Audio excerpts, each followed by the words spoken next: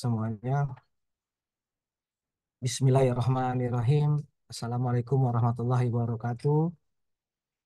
Selamat siang, salam sejahtera bagi kita semua. Yang saya hormati Bapak Agus Salim, Kepala Biro SDM, Sumber Daya Manusia Kementerian Sekretariat Negara, Ibu Diah Sofiawati, Kepala Cabang BPJS Kesehatan Jakarta Pusat, Bapak dan Ibu pejabat JPT pertama di lingkungan Kemenseknek, Bapak dan Ibu pejabat administrator dan pengawas di lingkungan Kemenseknek, Bapak dan Ibu pejabat fungsional di lingkungan Kemenseknek. Tak lupa Bapak Ibu Saudara sekalian peserta webinar BPJS Kesehatan di lingkungan Kementerian Sekretariat Negara dengan tema Program KRIS Untung Apa Buntung. Bapak dan Ibu, siang ini kita akan menghadiri webinar BPJS Kesehatan terkait dengan program yang baru nanti akan dilaksanakan oleh pemerintah. Maka kita harus tahu nih program tersebut untuk apa buntung. Kemudian nanti Bapak Ibu bisa melakukan tanya jawab atau di seputar program KRIS Bapak dan Ibu juga bisa bertanya kepada narasumber kita. Nanti mudah-mudahan dengan acara webinar ini Bapak dan Ibu bisa mengetahui lebih jelas lagi terhadap program-program BPJS. Sedikit saya bacakan susunan acara hari ini. Pertama pembukaan tadi sudah saya sampaikan, kemudian nanti sambutan dari Bapak Kepala Biro SDM, Bapak Agus Salim. Setelah itu pemaparan program KRIS dengan untung apa buntung atau program JKN kesehatan lainnya nanti yang disampaikan oleh narasumber kita yaitu Ibu Dia Sofiawati. Setelah itu, setelah pemaparan ada tanya jawab, diskusi. Silakan Bapak Ibu nanti bisa melalui via chat room atau langsung uh, raise hand ya. Setelah itu penutupan. Acara kita sebar waktu sampai dengan 15.15. Untuk itu tolong nanti dimanfaatkan waktu sebaik-baiknya untuk para peserta webinar. Tidak demi mempersingkat waktu, kami haturkan kepada Bapak Agus Salim, Kepala Biro SDM untuk memberikan sambutan. Terima kasih. Silakan Pak Agus Salim. Baik, terima kasih moderator Mas Denny. Assalamualaikum warahmatullahi wabarakatuh. Selamat siang, salam sehat, salam sejahtera untuk kita semua. Yang kami hormati narasumber Diah Sofiawati, SSI APT, apoteker ya Bu ya. Kepala cabang ya, BPJS Kesehatan Jakarta Jakarta Pusat. Pusat.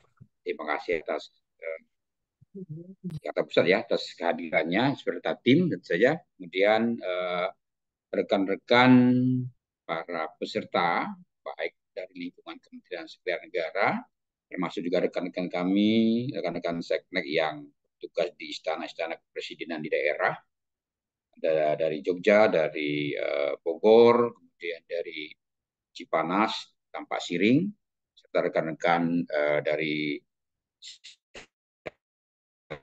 Kap, saya ada beberapa, dan rekan-rekan lain yang webinar siang hari ini.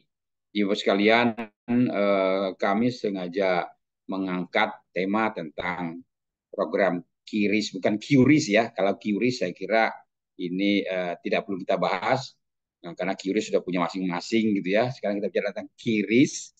QRIS ini kelas rawat inap standar, jaminan kesehatan nasional. Jadi begitu kita mendengar ada kelas gitu ya, kelas rawat inap. Nah ini yang kemudian banyak menimbulkan penafsiran-penafsiran nih Bu Diah.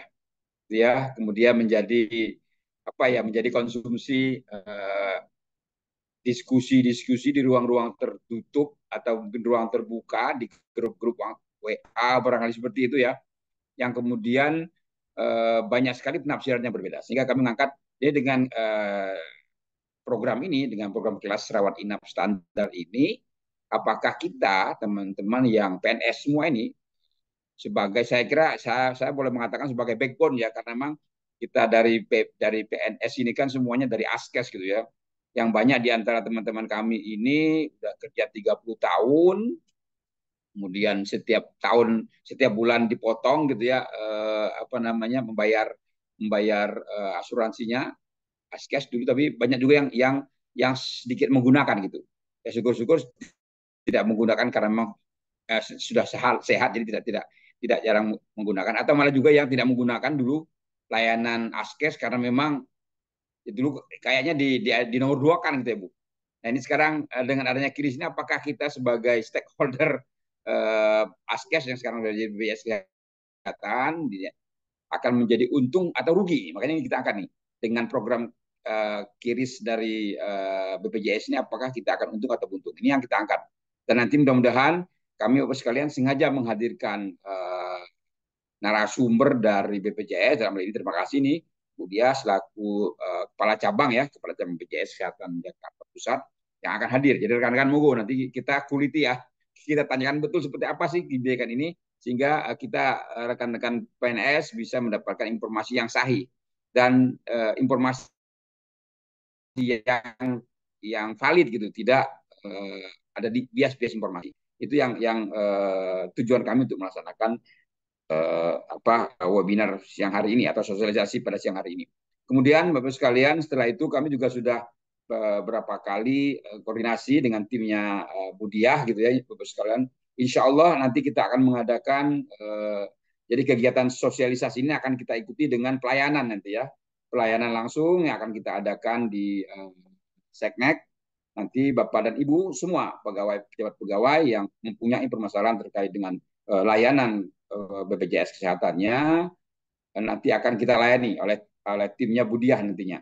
Insya Allah berikutnya juga akan kami adakan kerjasama dengan BPJS ini untuk pelayanan bulanan ya, pelayanan bulanan nanti mungkin mobil layanan BPJS akan datang ke Seknek, kemudian Bapak dan Ibu para pegawai bisa memanfaatkannya.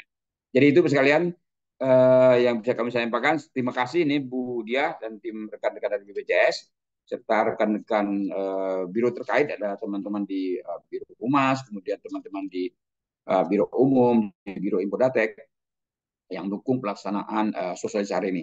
Kami harapkan Bapak Ibu sekalian bisa mengoptimalkan forum ini untuk sekali lagi kita mendapatkan informasi yang valid, yang sahih dari sumber-sumber yang punya kompeten dan kewenangan untuk menjelaskan. Saya kira itu, monggo silakan nikmati acara siang hari ini. Mudah-mudahan kita tidak ngantuk ya, karena memang ini terkait dengan kepentingan kita semua nih sebagai pegawai dan tentu saja kepentingan keluarga kita yang kita masukkan sebagai peserta dari BPJS Kesehatan. Demikian, terima kasih. Wassalamualaikum warahmatullahi wabarakatuh. Selamat siang, salam sehat, salam sejahtera untuk kita semua. Kami serahkan kepada Mas ini.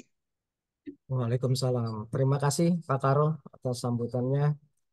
Ah, informasi para Pak Karo dan Bu Dia dan peserta yang lain. Saat ini peserta sudah mencapai hampir 300 peserta nih Pak. Ini begitu antusiasnya ternyata. Sebelum Bu Dia masuk dan teman-teman BPJS masuk, malah sudah ada pertanyaan ini. Nanti nanti pada sesinya bisa kita jawab ya Bu Dia. Untuk mempersingkat waktu nih karena waktunya agak mepet, silakan Bu Dia dengan sesingkat-singkatnya dan sejelas-jelasnya sehingga para peserta webinar istilahnya terang benderang ya, mengetahui program-program BPJS dan program yang akan digelar KRIS nanti nih seperti apa. Terima kasih Bu Dia, silakan. Baik, terima kasih Pak Dedi. Ini suara saya apakah terdengar? Din, Pak Denny, apakah suara saya terdengar dengan jelas? Terdengar Bu, tapi agak agak dengung dikit, mungkin agak diper dekat sedikit gitu.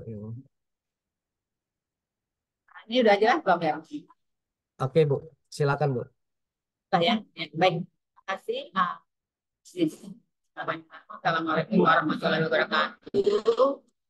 Yang saya hormati Pak Agus Salim Tertemu Kepala Biro SDM dan juga seluruh jajaran pejabat yang ada di Kementerian dan juga tentu Bapak Ibu semua. Izin kami alhamdulillah pada kesempatan hari ini kami diberi kesempatan untuk bersilaturahmi dengan Bapak Ibu semua di jajaran yang Kementerian yang pada kesempatan hari ini kita sebenarnya lebih arah sosialisasi ya Bapak Ibu semua ya. Bahwa memang Bapak Ibu sebagai peserta JKN tentunya punya hak mendapatkan informasi yang jelas terkait program JKN yang Bapak Ibu merupakan serta inti tadi Pak Halim ya Pak ya, bahwa kita memang pertama-tama harus saling mengetahui hak dan kewajiban dan program JKN. Baik Bapak Ibu semua, kami ingin share materi. Ini kami juga memperkenalkan di sini ada Bu Desi selaku penanggung jawab untuk pelayanan peserta dan juga ada Mas Reja terkait dengan kepesertaan data-data kepesertaan dan PIC kami terkait dengan teman dari MSN. Lanjut. Lanjut. Ya Bapak Ibu mudah-mudahan tidak ngantuk ya. Memang kami mohon maaf juga ini agak telat dari jam 1 karena kami baru saja bertemu dari fasilitas kesehatan. Baik pendahuluan kami akan menyampaikan beberapa materi yang hari ini. Pertama adalah pendahuluan slide. Kami ingin mereminder saja Bapak Ibu slide lanjut.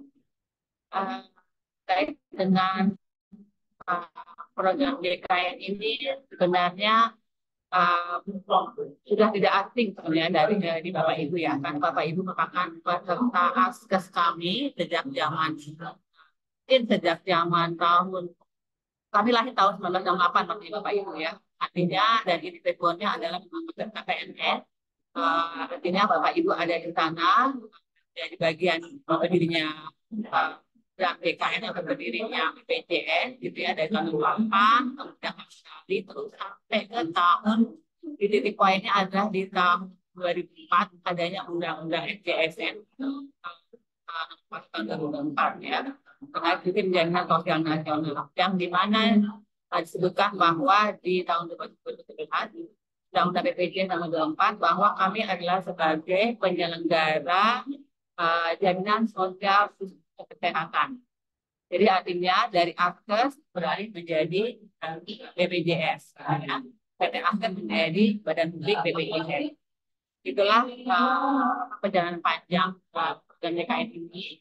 Dan Bapak Ibu merupakan peserta kami yang memang dari lahir klaster itu sudah menjadi bagian dari kami.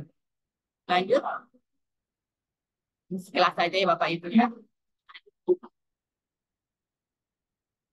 Nah, dasar hukum berdirinya program JKN, Bapak Ibu, itu kami tadi sudah kami sampaikan di tahun 2004 ada Undang-Undang Nomor 40 tentang JSN bahwa jaminan kesehatan itu merupakan wajib. Jadi ini kita perluas lagi cakupannya tidak hanya pada PNS atau ASN, tapi juga pada seluruh masyarakat Indonesia, penduduk Indonesia.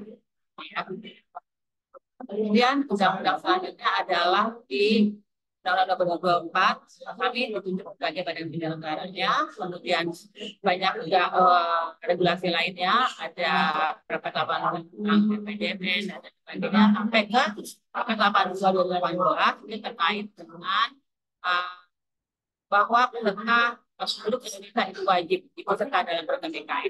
Itu di akhir 2018 dan juga ada perubahannya itu di Perpres 4 tahun 2020. Lanjut.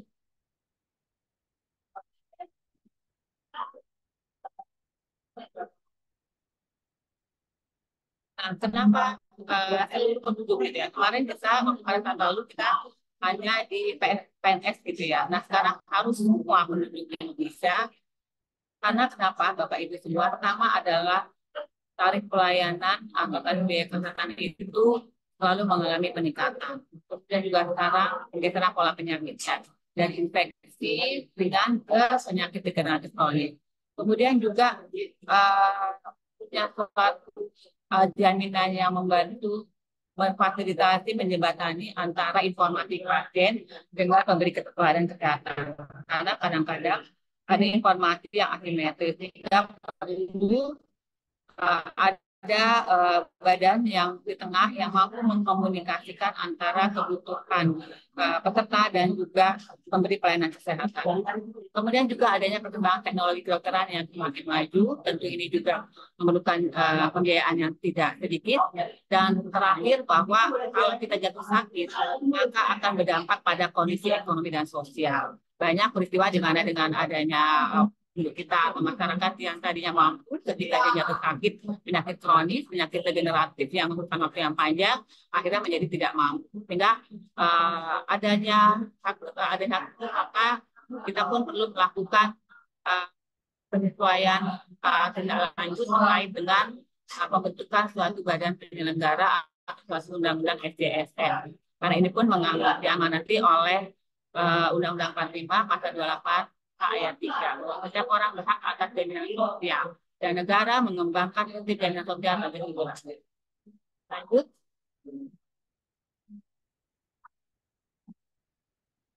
Nah, ini cakupan kepesertaan JKN Bapak Ibu saat ini sudah mencapai sekitar di tahun 2023 ini kita sudah mencapai 96,6% dari jumlah penduduk yang ada di Indonesia, yaitu pada semester saat ini itu sekitar 209 juta lebih, dan kita sudah mencapai 257 juta, 3 sekian.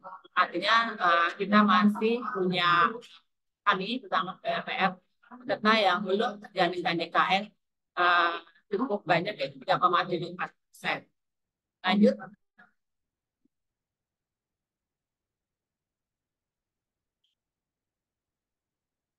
Nah, dengan jumlah 267 juta penduduk Indonesia yang telah terjamin JKN, tentu memerlukan fasilitas kesehatan yang kerjasama dengan BPJS Kesehatan cukup banyak.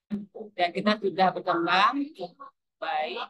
Artinya kan telah menyiapkan fase yang memadai jumlahnya dari 23 FKTP 23.073 menjadi 23.639. Satu tahun kemarin kita bertumbuh sekitar 600 vaskes primer. Nah, terdiri dari puskesmas, klinik Pratama, pendekatan perorangan, dan lain sebagainya. Lanjut. Kalau kita lihat di fasilitas kesehatan lanjutan, ini adalah fasilitas kesehatan tingkat pertama ya Bapak Ibu, di mana itu adalah tempat pelayanan pertama kali Bapak Ibu jika mendapatkan suatu kondisi sakit, itu melakukan pelayanan di fase primer terlebih dahulu kecuali atau kondisi emergensi.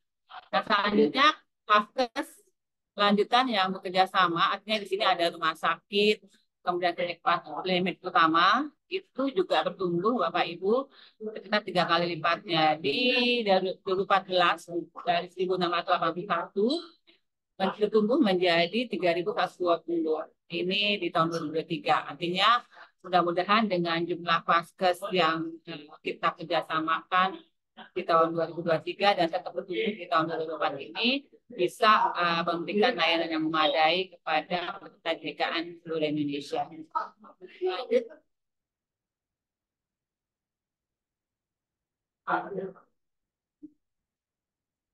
Dan kalau kita lihat Bapak Ibu pemanfaatannya, pemanfaatan layanan ya yang ada di seluruh Indonesia terhadap dari peserta JKN seluruh Indonesia, dapati bahwa ternyata jumlah kunjungan ke vaskes Bapak Ibu kami per harinya itu sekitar 1,6 juta per hari.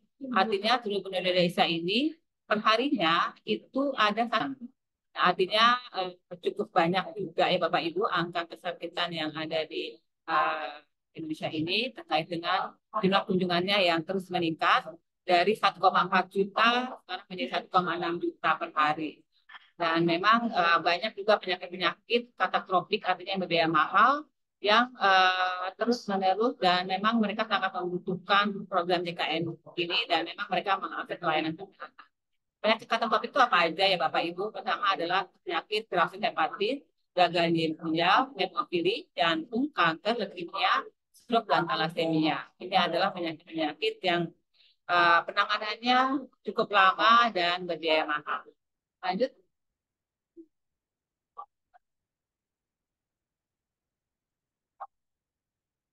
Nah, ini perkembangan tadi saya sampaikan, fakta yang bekerja sama, mungkin lanjut saja, tadi saya sudah sampaikan.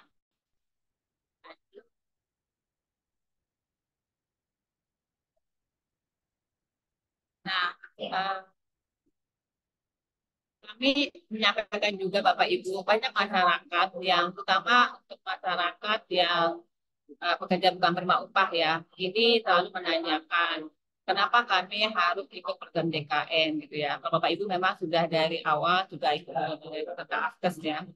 Nah, ini peserta baru kami dari pekerja bukan upah khususnya selalu menanyakan, kenapa kami harus ikut program DKN. Nah, ini sebenarnya ada 3 aspek Bapak Ibu yang bisa menjawab pertanyaan itu. Pertama, ini sebagai perlindungan, protection.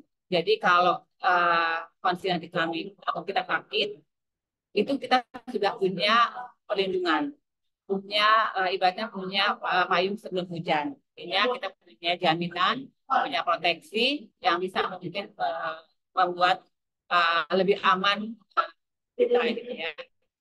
Kemudian yang kedua adalah sharing. Sharing maksudnya apa? Artinya kalau kita ikut program DKN, kita sudah membantu peserta yang membutuhkan layanan kesehatan.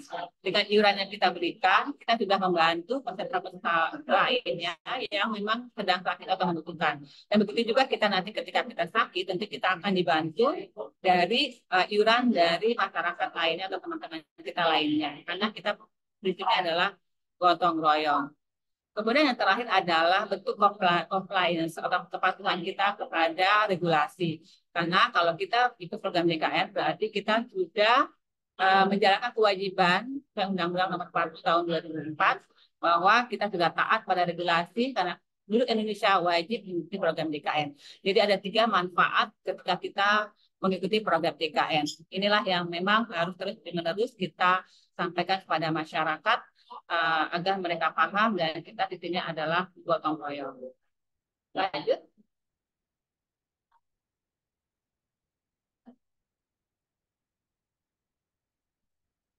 Nah, kalau kita lihat gimana gotong royongnya, sebagai ilustrasinya seperti ini Bapak Ibu, bahwa kalau untuk kasus operasi jantung yang kurang lebih biaya 130 juta, maka kalau kita lihat dari iuran peserta bukan penerima upah yang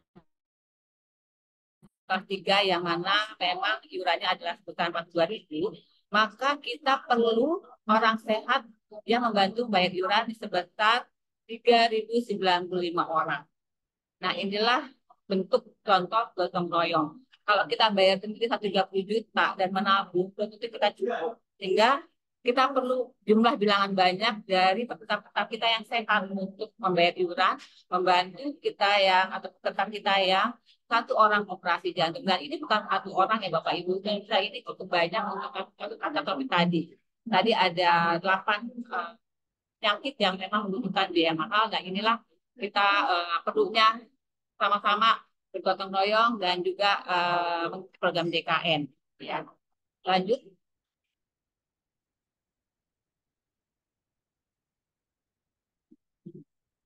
Nah, sekarang Bapak Ibu mungkin sering dengar atau sering apa ya melihat ada DKN, saya juga tadi menyebutkan ada DKN, Jaminan Kesehatan Nasional, gitu ya.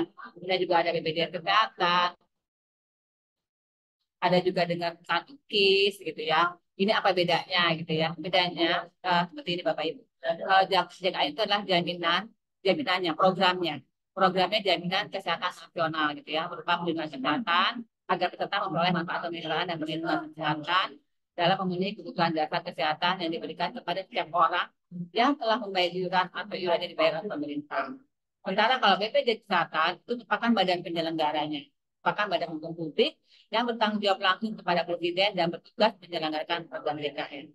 Nah, kalau kartu KIS, KIS atau kartu Indonesia Sehat, itulah tanda kepesertaannya atau identitas kepesertaannya. Namun Bapak Ibu ketahui sekarang kita tidak hanya menggunakan kartu tersebut, tetapi ada beberapa identitas yang bisa dipakai untuk mendapatkan pelayanan di rumah sakit. Lanjut, Pak. Nah, inilah identitas yang sekarang ya Bapak Ibu ya. Jadi tidak harus punya kartu Indonesia Sehat yang warna hijau. Apalagi kalau Bapak Ibu yang masih punya kartu kuning, itu juga sebenarnya bisa dipakai. Yang penting adalah sekarang kita menggunakan yang paling mudah adalah dengan KTP atau NIK. Intinya adalah NIK-nya Bapak Ibu. Dan kemudian kita bisa menggunakan KIS digital, kartu Indonesia Sehat digital di aplikasi mobile JKN. Artinya supaya identitas ini masih berlaku. Demikian juga kalau yang Bapak Ibu masih punya kartu akses yang warna kuning, itu juga masih bisa digunakan. Tapi alangkah lebih baiknya Bapak Ibu cukup menggunakan KTP saja. Berikutnya adalah NIK-nya. Kita gunakan ada NIK. Lanjut.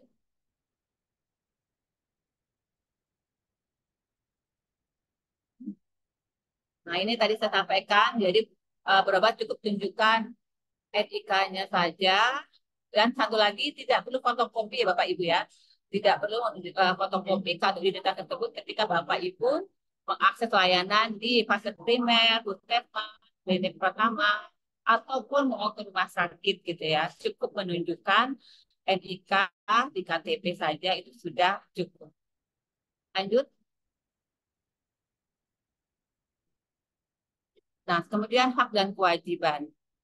Hak Bapak Ibu sebagai peserta JKN adalah pertama, menentukan vaskes tingkat pertama. Jadi di sini Bapak Ibu yang menetapkan vaskes tingkat pertama itu bukan BPJS atau bukan bagian kepegawaian di kantor Bapak Ibu, tetapi adalah Bapak Ibu sendiri. Jadi itu benar-benar diberi kewenangan, diberikan hak penuh kepada Bapak Ibu memilih vaskes primer yang mana, ya.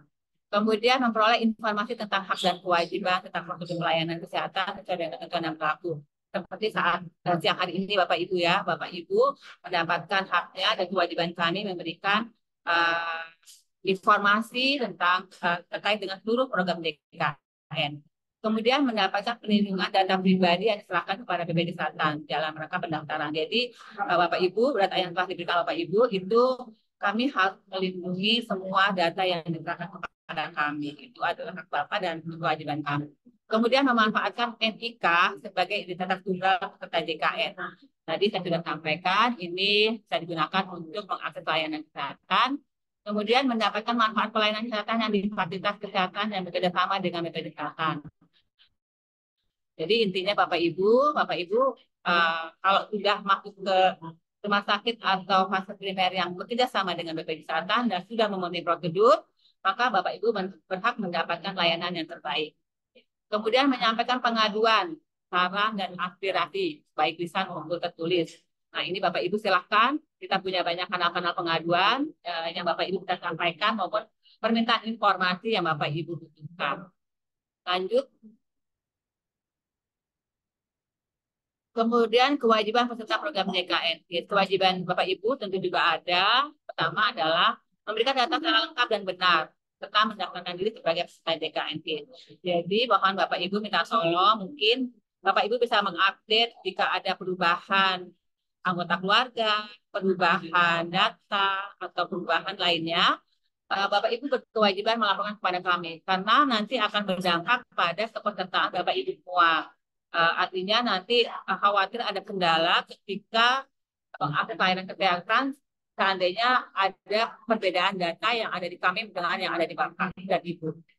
Kemudian bayar iuran secara rutin setiap bulan sebelum tanggal 10. Nah, ini kota Bapak Ibu adalah pekerja penerima upah, tentu sudah ada mekanisme pembayaran iuran sehingga lebih aman gitu ya. Artinya memang kami yakin Bapak Ibu semua sudah bayar iuran rutin setiap bulannya. Kemudian melakukan perubahan data tadi ya, yang saya sampaikan, data diri. Kemudian menjaga identitas peserta JKN agar tidak rusak, hilang, dan dimanfaatkan oleh orang yang tidak berhak. Hati-hati Bapak Ibu karena ini masuk ke tindakan fraud karena memang ada beberapa juga kejadian yang seperti itu ya, dimanfaatkan oleh orang yang tidak berhak. Karena sekarang identitas adalah KTP atau NIK, tentu ini pun juga harus hati-hati. Kemudian mentaati prosedur dan ketentuan untuk memperoleh manfaat. Jadi intinya ketika Bapak Ibu masuk ke praktek, tentu harus mengikuti prosedur yang berlaku. Nanti kami akan sampaikan prosedurnya seperti apa kalau masuk ke rumah sakit atau layanan rumah sakit. Dan melaporkan kepada BPJS Kesehatan apabila ditemukan ketidakpatuhan atau bekerja dalam pendaftaran peserta. Misalnya ada yang lupa belum didaftarkan pegawainya, bisa melaporkan kepada kami, gitu ya, mengingatkan kepada bagian pegawai, oh ini belum didaftarkan kepada BPJS Kesehatan. Itu silahkan bisa melapor kepada kami juga. Lanjut.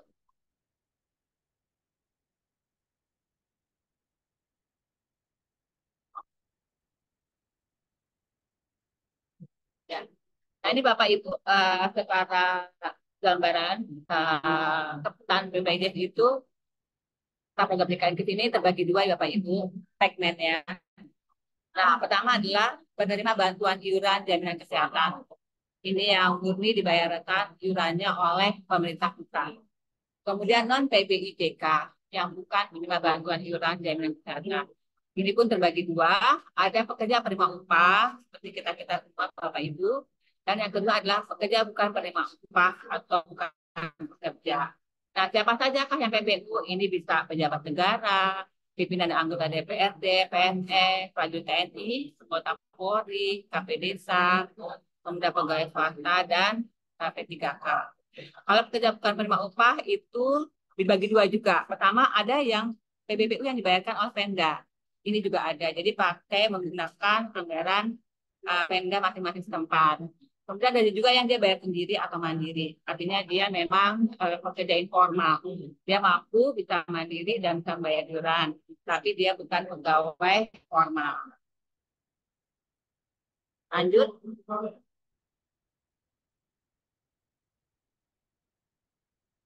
Nah, selanjutnya kita beralih ke pekerja penerima upah negara. Negara. Di sini ada besaran iurannya, Bapak Ibu. Ini 1% yang ditanggung oleh peserta, kemudian 4% ditanggung pemerintah atau pemberi kerja. Dan kelas rawatnya ini tergantung dari golongannya. Golongan 3 dan 4 itu kelas 1, kemudian golongan 1 dan 2 itu kelas 2. Sedangkan untuk TNI Polri, pangkat disesuaikan dengan golongannya di TNI Polri tersebut.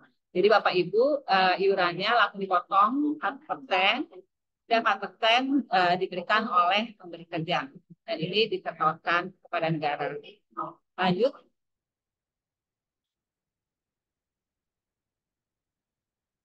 Kalau kepala desa atau perangkat desa, ini iuran kepala desa atau perangkat desa itu dipotong 6% dari gaji pokok dan tunjangan tetap dengan rincian. 1% sama seperti kita, Bapak Ibu, 1% ditanggung peserta, dan 4% juga ditanggung pemberi kerja. Gitu kan. Dan gaji atau upah yang digunakan sebagai data perhitungan iuran adalah berdasarkan penghasilan tetap mengacu pada PP nomor 11 tahun 2019. Dan batas paling tinggi dari gaji atau upah per bulan yang digunakan sebagai data perhitungan itu adalah 12 juta. Artinya kalau dia gaji di atas 12 juta, tetap kita hitungnya adalah kali 5% dikali 12 juta. Itu batas atasnya. Lanjut. Nah, pesawatnya seperti apa untuk perangkat desa dan kepala desa? Itu adalah kelas 1 adalah gaji upah lebih dari 4 juta, sementara kalau kelas 2 di bawah 4 juta ke bawah. Jadi sampai dengan 4 juta. Kalau kelas 1 itu 4 juta lebih. Dengan batas ini batas bawahnya Bapak Ibu ya, batas atasnya adalah 12 juta. Lanjut. Lanjut. Kemudian kita lihat cara pendaftaran PPUPN. Jadi pendaftaran baru nih ya bagi PNS atau P3K TNI Polri ini kita akan meminta NIK KTP yang elektronik, SK KTP elektronik, kemudian SK yang memuat golongan, pangkat, kantor dan gaji serta tunjangan terakhir. Nah, ini peserta dapat membawa file asli atau menunjukkan foto melalui handphone. Artinya ini bisa disiapkan data tersebut untuk didaftarkan pada BPJS. Lanjut. Nah, kalau terjadi perubahan ya Bapak Ibu ya terkait dengan beberapa hal di daftar yang ada di Bapak Ibu, ini ada beberapa syarat berkas yang dipenuhi. Jika ada penambahan anggota keluarga, maka selain NIK atau KTP elektronik, NIK dari KTP elektronik, kita juga perlu KARIP atau SK pensiun atau SKPP. Itu penambahan anggota keluarga. Kemudian untuk pengaktifan kembali status kepesertaan anak di atas 20 tahun, tapi dia masih kuliah, maka selain NIK KTP elektronik, maka butuh juga surat keterangan terdaftar kuliah atau surat keterangan kuliah ya, kita sebut ya, atau bukti pembayaran sekolah yang terakhir. Jadi kalau misalnya ada anak di atas 20 tahun tapi masih kuliah, itu pasti akan dinonaktifkan kalau tidak lapor kembali kepada kami dengan menyerahkan surat keterangan kuliah atau bukti pembayaran sekolah terakhir. Kemudian kalau terjadi perubahan golongan dan gaji, itu selain NIK KTP elektronik, itu kita juga minta SK yang memuat golongan, pangkat, satker, dan gaji tunjangan terakhir. Masih sama ya Bapak Ibu ya. Kemudian kalau perubahan FKTP untuk TNI Polri itu ada keterangan izin perubahan dulu karena untuk TNI Polri dia harus mendapat rekomendasi dari satkernya untuk pindah Paskes. Kalau Bapak Ibu aman bisa kapan saja dan tidak perlu izin dari satker ya. Ini khusus untuk TNI Polri. Dan kalau ada peserta yang meninggal, kita minta kematian selain NIK. Kemudian kalau registrasi ulang selain NIK, kita juga minta SK tentang yang memuat golongan, pangkat, pangkat, dan bagi tunjangan yang terakhir. Bapak Ibu mungkin nanti bisa siapkan ini jika ada perubahan data PPUPN. Nanti kita juga akan buka booth di sana. Nanti silakan Bapak Ibu mengupdate data-data yang perlu dilakukan perubahan. Lanjut. Nah, kewajiban pemberi kerja dan kepesertaan pasangan suami istri. Nah, ini juga banyak pertanyaan ya.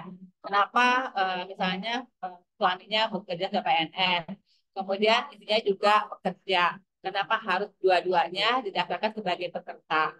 Kita ada dalam regulasinya Bapak Ibu di Perpres 82 2018 pasal 14, yaitu bahwa dalam hal pasangan suami istri yang masing-masing merupakan pekerja, maka keduanya wajib didaftarkan sebagai peserta PPU oleh masing-masing pemberi kerja dan membayar iuran.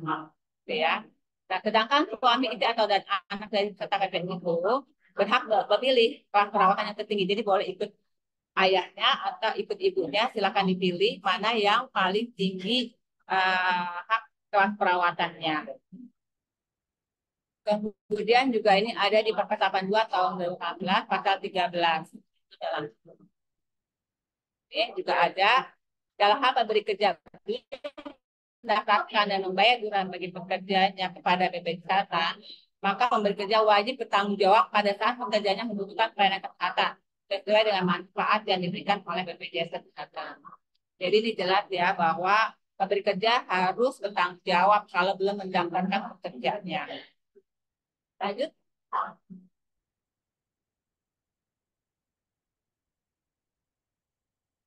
Nah, selanjutnya adalah ketentuan peserta anggota tambahan lain, gitu ya. Bapak Ibu, jadi di sini ada perjanjian pembendaharaan nomor 7. Ini mengatur mengenai tata cara pemotongan iuran jaminan kesehatan bagi anggota keluarga lain atau pekerja penerima upah yang gaji atau penghasilannya tetap dibayarkan dengan beban anggaran pendapatan dan belanja negara. Jadi ini adalah untuk anggota tambahan lain, ini bisa didaftarkan kepada BPJS, ya. Lanjut.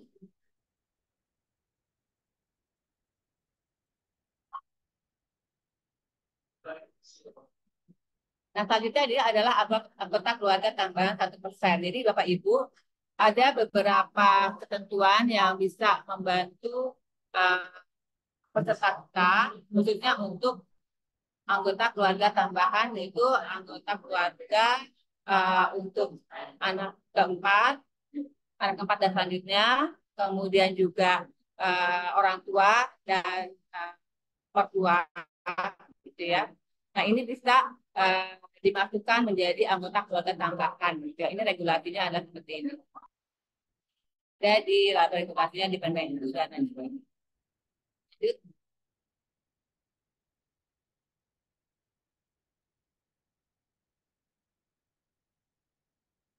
Nah, ini adalah pendaftaran anggota keluarga lain. Nah, ini berdasarkan data potongan iuran jaminan kesehatan bagi anggota keluarga yang lain belum daftar, yang dalam daftar gaji atau daftar pembayaran penghasilan BPN. Nah, ini tata caranya Bapak Ibu ya. Mungkin nanti kita akan lebih ke uh, pada satkernya, PIC satker untuk mendaftarkan tersebut gitu ya. Nanti akan dikenakan atau disampaikan data tersebut dengan melampiri data potongan iuran jaminan kesehatan, kemudian aktif konfirmasi dari eligibilitas peserta itu pada peserta. Jadi misalnya Bapak Ibu ini anggota keluarga tambahan yang nanti akan dipotong iurannya tambahannya itu 1% dari gaji Bapak Ibu. Nah itu bisa membantu iurannya secara pasti, artinya tidak membayar sebagai PBPU mandiri. Itu tadi anak keempat dan seterusnya, kemudian orang tua dan mertua. Ini Bapak Ibu bisa daftarkan melalui satkernya dengan tata cara seperti ini Bapak Ibu ya. Intinya harus ada bukti potongannya, kemudian juga meminta konfirmasi eligibilitas peserta kepada kami. Nanti kami akan sampaikan hasil konfirmasi yang tersebut. Lanjut. Nah, ini contoh surat konfirmasinya Bapak Ibu untuk PPUPN Pusat. Nanti biasanya ini pihak di Satker yang akan menyampaikan kepada kami siapa-siapa saja dari Bapak Ibu yang ingin mendaftarkan anggota keluarga lainnya. Nanti kami akan cek di kepesertaan kami apakah benar ya yang bersangkutan merupakan anggota keluarga dari pegawai tersebut. Setelah itu oleh Satker akan dilakukan pemotongan dan tata cara pembayaran sesuai dengan peraturan Kementerian Keuangan. Lanjut.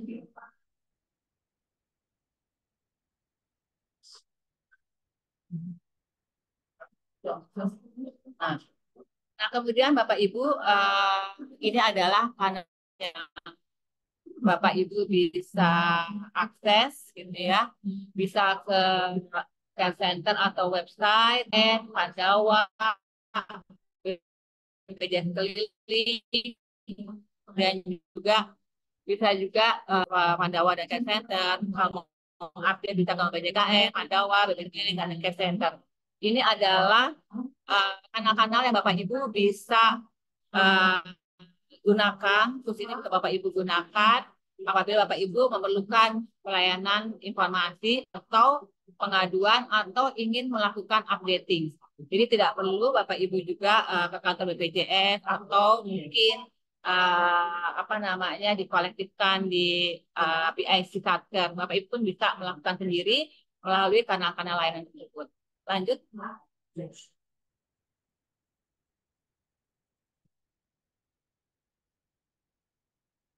Lanjut.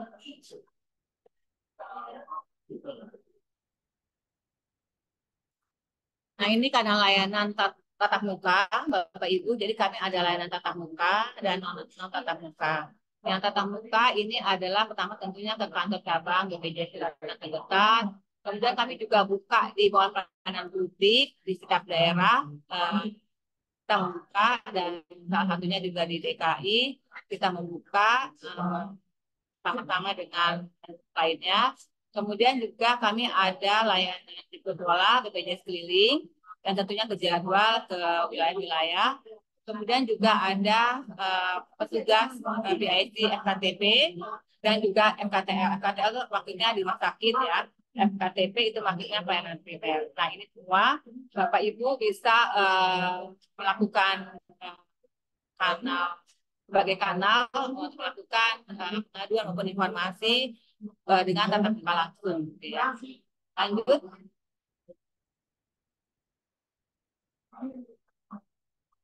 Nah, yang tatap muka Bapak Ibu tadi saya sudah sampaikan sedikit, ada di sana website kami, Kemudian ada kanal layanan yang disebut Anjungan Mandiri JKN. Ini adanya memang di kantor kami, tapi Bapak Ibu tidak perlu masuk ke loket. Di depan pun kita punya semacam ATM untuk Bapak Ibu ya, tapi di sini adalah pelayanan administrasi BPJS. Kemudian juga ada mobile JKN yang Bapak Ibu bisa download sendiri di rumah. Melalui aplikasi itulah Bapak Ibu banyak fitur yang bisa digunakan. Kemudian BPJS online ini adalah sosialisasi dan juga pelayanan administrasi tapi melalui online. Ini bisa kita koordinasikan dengan satker jika memang berkehendak. Jadi kami tidak perlu datang manapun, kami bisa lakukan asalkan disiapkan tempat dan juga disiapkan petugas yang ada di sana. Nanti kami tinggal bantu melalui online kami. Kemudian juga ada call center 165, kemudian juga ada QR code-nya, kemudian juga ada kanal lapor, dan ada kanal Pandawa. Pelayanan dengan Pandawa ini pelayanan. Lanjut.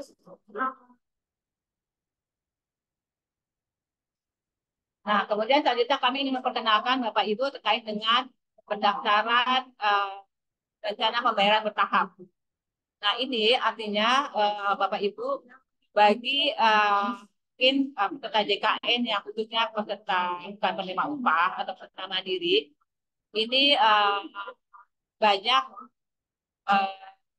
ini bagian dari fitur yang ada di tadi kantor cabang ya. Lanjut. Baik Bapak Ibu, lanjut pandang publik pandang publik ya. Tadi di kantor cabang ya Bapak Ibu ya, tadi ada program rehab. Tadi saya sempat singgung tadi ada program rehab itu pembayaran cara pembayaran bertahap bagi peserta bukan penerima upah yang mungkin mempunyai tunggakan sehingga dia bisa mencicil, itu bisa ke kantor cabang. Kemudian pelayanan publik apa saja kegiatan aktivitasnya, ini ada banyak Bapak Ibu, ada pendaftaran, kemudian penambahan anggota keluarga, perbaikan data, kemudian pengalihan jenis pesertaan, kemudian pemberian informasi dan pengaduan. Lanjut. Nah, di baju keliling juga hampir sama ya Bapak Ibu. Intinya ini adalah kanal-kanal yang kegiatan atau aktivitasnya semuanya sama dan bisa dilakukan, baik tadi dari tatap muka ke kantor, maupun publik maupun berbeda keliling. Lanjut.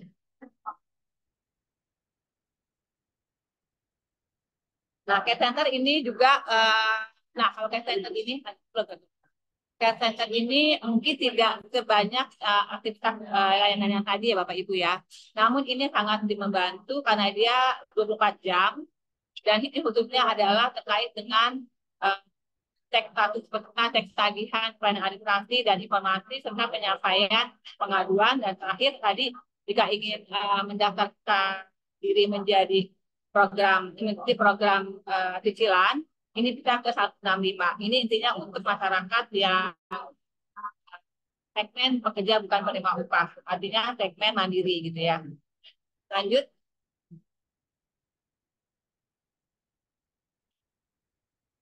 Nah, ini mobile JKN, ini yang paling banyak fiturnya Bapak Ibu.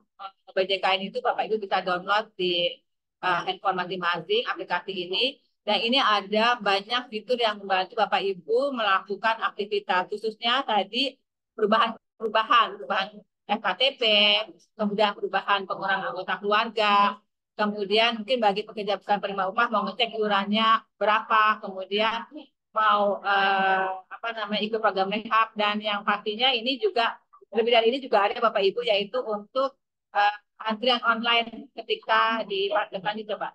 Tadi ada antrian online.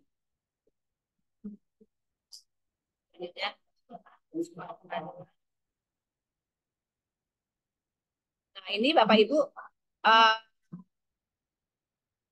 ini fitur-fiturnya di mobile JKN itu sebenarnya lebih dari yang tadi kami sampaikan di awal ya, karena tadi ini di sini ada yang paling bisa Bapak Ibu lakukan sebagai transaksi adalah Bapak Ibu bisa menggunakan mobile JKN ini untuk mendaftar ke fase, baik ke fase primer maupun fase lanjutan, yaitu antrian online.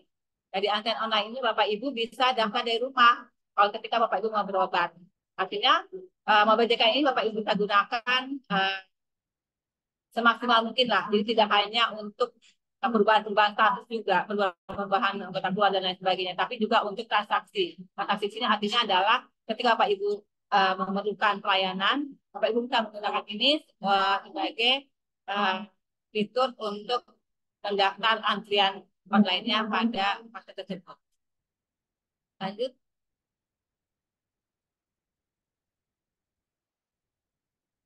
Nah, aman JKN ini hampir sama Bapak Ibu, intinya untuk pengecekan status, pengecekan tagihan, JKN dan pencarian lokasi dan lain sebagainya. Lanjut.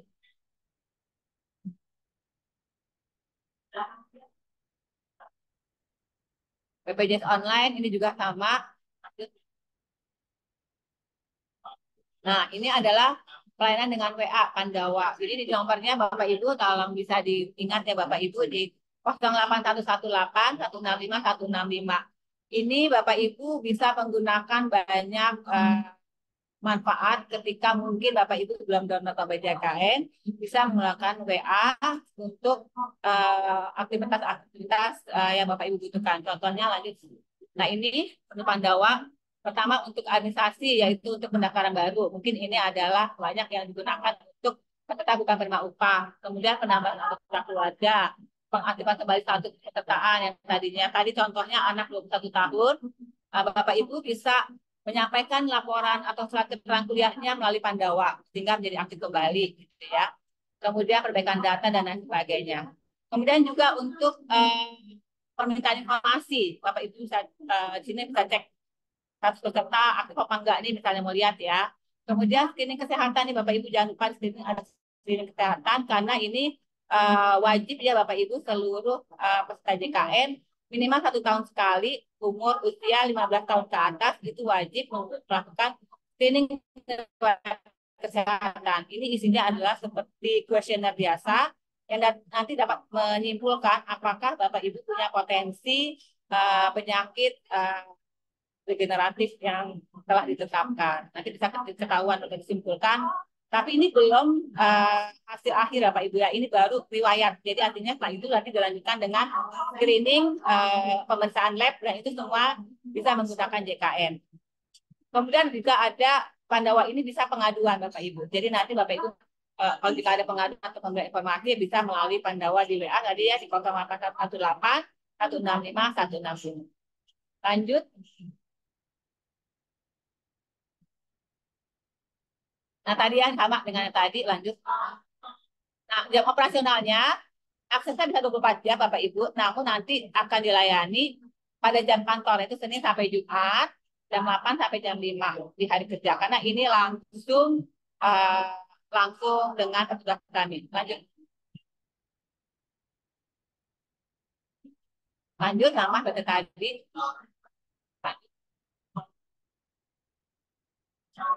Nah, ini adalah BPJS 1. BPJS yang pembantu ini adalah pegawai kami dan pegawai rumah sakit yang bertugas di setiap rumah sakit.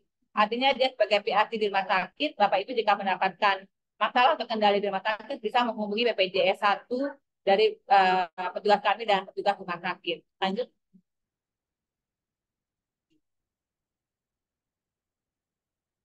Pelayanan kesehatan, Bapak Ibu ini banyak ada promosi preventif dan rehabilitatif. Lanjut.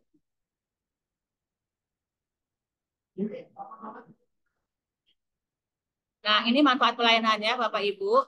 Ini bisa promosi preventif yang tadi saya bilang ada screening riwayat kesehatan dan lain sebagainya. Dan kalau kuratif ini artinya Bapak Ibu mengembalikan kesehatan di kondisi sakit. Ini bisa ke rawat jalan tingkat pertama sampai dengan rawat jalan tingkat lanjutan dan rawat inap tingkat lanjutan. Kemudian untuk rehabilitatif bisa kita punya rehab medik dan juga ada bantuan alat kesehatan. Lanjut. Fasenya ini ada fase tingkat pertama adalah tadi dokter puskesmas, dokter keluarga, kemudian klinik pertama. Kemudian kalau fase selanjutnya ini ada rumah sakit dan klinik utama baik rumah sakit umum maupun khusus, apotek dan optik. Lanjut. Nah, manfaat lainnya adalah Bapak Ibu bisa melakukan benefit yang ada di kami itu di JKN itu mulai dari rawat jalan, konsultasi, kemudian jika diperlukan rawat inap bisa lakukan rawat inap di tingkat pertama. Kemudian juga pelayanan gigi, keluarga berencana, KIA, dan kronis ya untuk diabetes Pengolahan itu adalah program pengolahan penyakit kronis.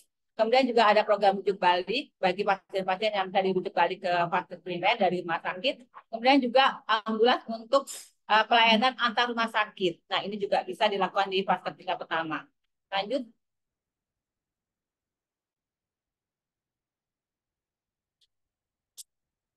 Nah, untuk fase selanjutan ini sama. Intinya kami sangat komprehensif Bapak Ibu. Jadi nanti selama indikasi medis itu semuanya dijamin. Selama indikasi medis dan memang ada di dalam ketentuan baik Fornas untuk pelayanan obat dan juga dalam kategori yang memang pelayanan kesehatannya itu uh, ditetapkan oleh Kementerian Kesehatan. Itu akan dijamin sepenuhnya oleh JKN tanpa ada biaya. Nah, yang Bapak Ibu perlu ketahui adalah manfaat yang tidak dijamin. Di sini ada 21 yang tidak dijamin berdasarkan Perpres 82, pasal 52, yaitu yang tidak sesuai dengan ketentuan perundang-undangan. Misalnya, rujukan pengen sendiri ya, rujukan akan sertifikat sendiri, kemudian dilakukan di faskes yang tidak kerjasama. Kemudian penyakit atau cedera akibat kecelakaan kerja, hubungan kerja. Jadi kalau ada penyakit yang disebabkan karena kecelakaan kerja, maka itu akan dijaminkan oleh pemberi jaminan lainnya, yaitu BPJS Tenaga atau mungkin kalau ini oleh Taspen ya. Kalau BPANS biasanya Taspen. Kemudian yang dijamin oleh program jaminan kecelakaan lalu lintas, yang ini Jasa Raja. Kemudian layanan yang tidak yang dilakukan luar negeri, artinya layanan yang dilakukan luar negeri itu belum menjadi jaminan JKN. Untuk tujuan kosmetik, tujuan estetik, kemudian mengatasi infertilitas, meratakan gigi, penyakit akibat ketergantungan obat, kemudian gangguan kesehatan akibat sengaja menyakiti diri sendiri, kemudian pengobatan alternatif tradisional yang belum dinyatakan efektif berdasarkan penelitian teknologi kesehatan. Lanjut. Kemudian tindakan medis yang dikategorikan percobaan, eksperimen juga bisa juga. Alat dan obat kontrasepsi atau kosmetik, perbekalan kesehatan rumah tangga dan lain-lain. Nah, ini adalah Bapak Ibu artinya yang tidak dijamin ya Bapak Ibu nanti bisa cek kembali. Intinya hal-hal yang di luar dari indikasi medis dasar itu memang tidak dijamin. Lanjut. Nah, ini alurnya Bapak Ibu, alur pelayanannya. Pertama, Bapak Ibu jika mendapati kondisi yang sakit, bukan akibat kecelakaan kerja ya Bapak Ibu ya, itu Bapak Ibu silakan ke pelayanan tingkat dasar terlebih dahulu. Bisa puskesmas, bisa klinik pratama. Namun apabila ternyata diperlukan rujukan, maka akan diberikan rujukan ke fase selanjutan atau ke rumah sakit tingkat 2, selanjutnya sampai ke tingkat 3. Nah, kondisi ini tidak berlaku jika kondisinya gawat darurat ya. Kalau gawat darurat, maka bisa silakan langsung ke UGD rumah sakit dan dinyatakan emergensi oleh dokter yang melayani, dokter yang merawat gitu ya. Jadi kriteria emergensinya ditetapkan oleh oleh dokter-dokter yang ada di UGD. Lanjut.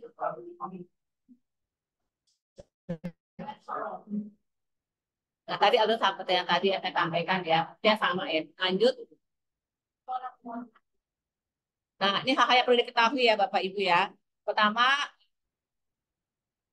bahwa KTP atau NIK ya sebagai identitas. Kemudian saya juga pakai digital yang ada di mobile JKN, gitu ya. Kemudian di dalam kondisi rawat inap Bapak Ibu itu ditunggu selama 3 kali 24 jam atau 3 hari untuk mendapatkan identitas untuk memastikan. Kemudian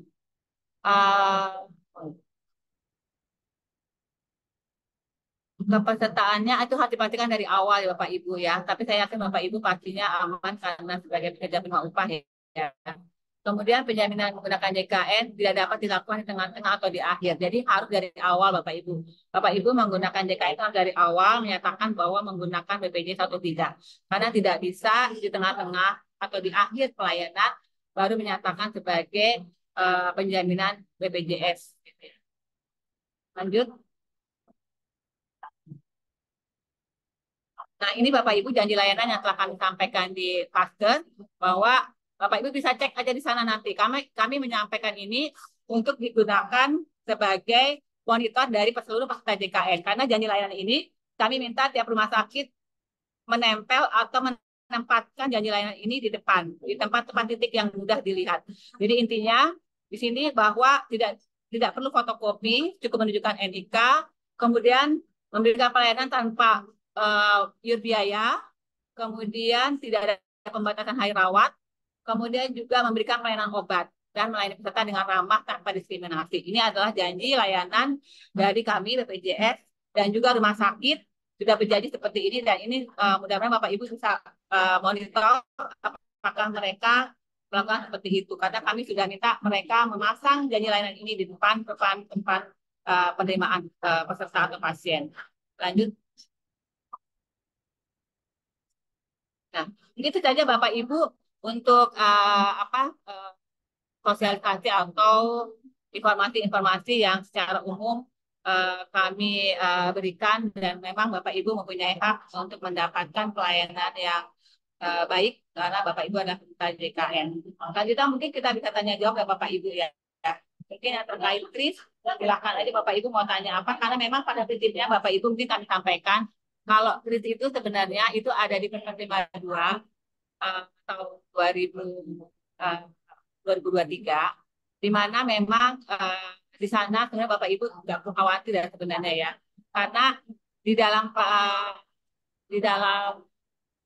Perpres 52 itu Perpres 59 Bapak Ibu mohon maaf Perpres 59 itu ya Perpres 59 tahun 2024 itu sebenarnya tidak tidak menyatakan bahwa adanya perubahan kelas rawat inap gitu ya artinya saat ini masih seperti yang sekarang berlaku. Perpres 59 2024 ini sebenarnya memang ada pengaturan tentang kelas rawat atau kriteria kelas rawat inap standar. Nah, ini maksudnya adalah untuk mengatur agar peserta JKN dapat terlayani dengan baik sesuai standar kualitas, keamanan dan kenyamanan ketika dirawat inap di rumah sakit. Jadi, kalau dari BPJS Bapak Ibu, sebenarnya kami inginnya adanya standar mutu layanan setiap rumah sakit itu sama. Sehingga memang harapannya adalah pelayanan mutu layanan setiap rumah sakit, baik rumah sakit A, B, C, D, kemudian rumah sakit kelas 1, kelas 2, kelas 3 yang lainnya, itu sama. Dan itu kita inginnya kita gunakan sebagai standarisasi mutu layanan, supaya Bapak, Ibu, dan semua peserta JKN itu terlayani dengan kualitas yang aman dan tentunya nyaman.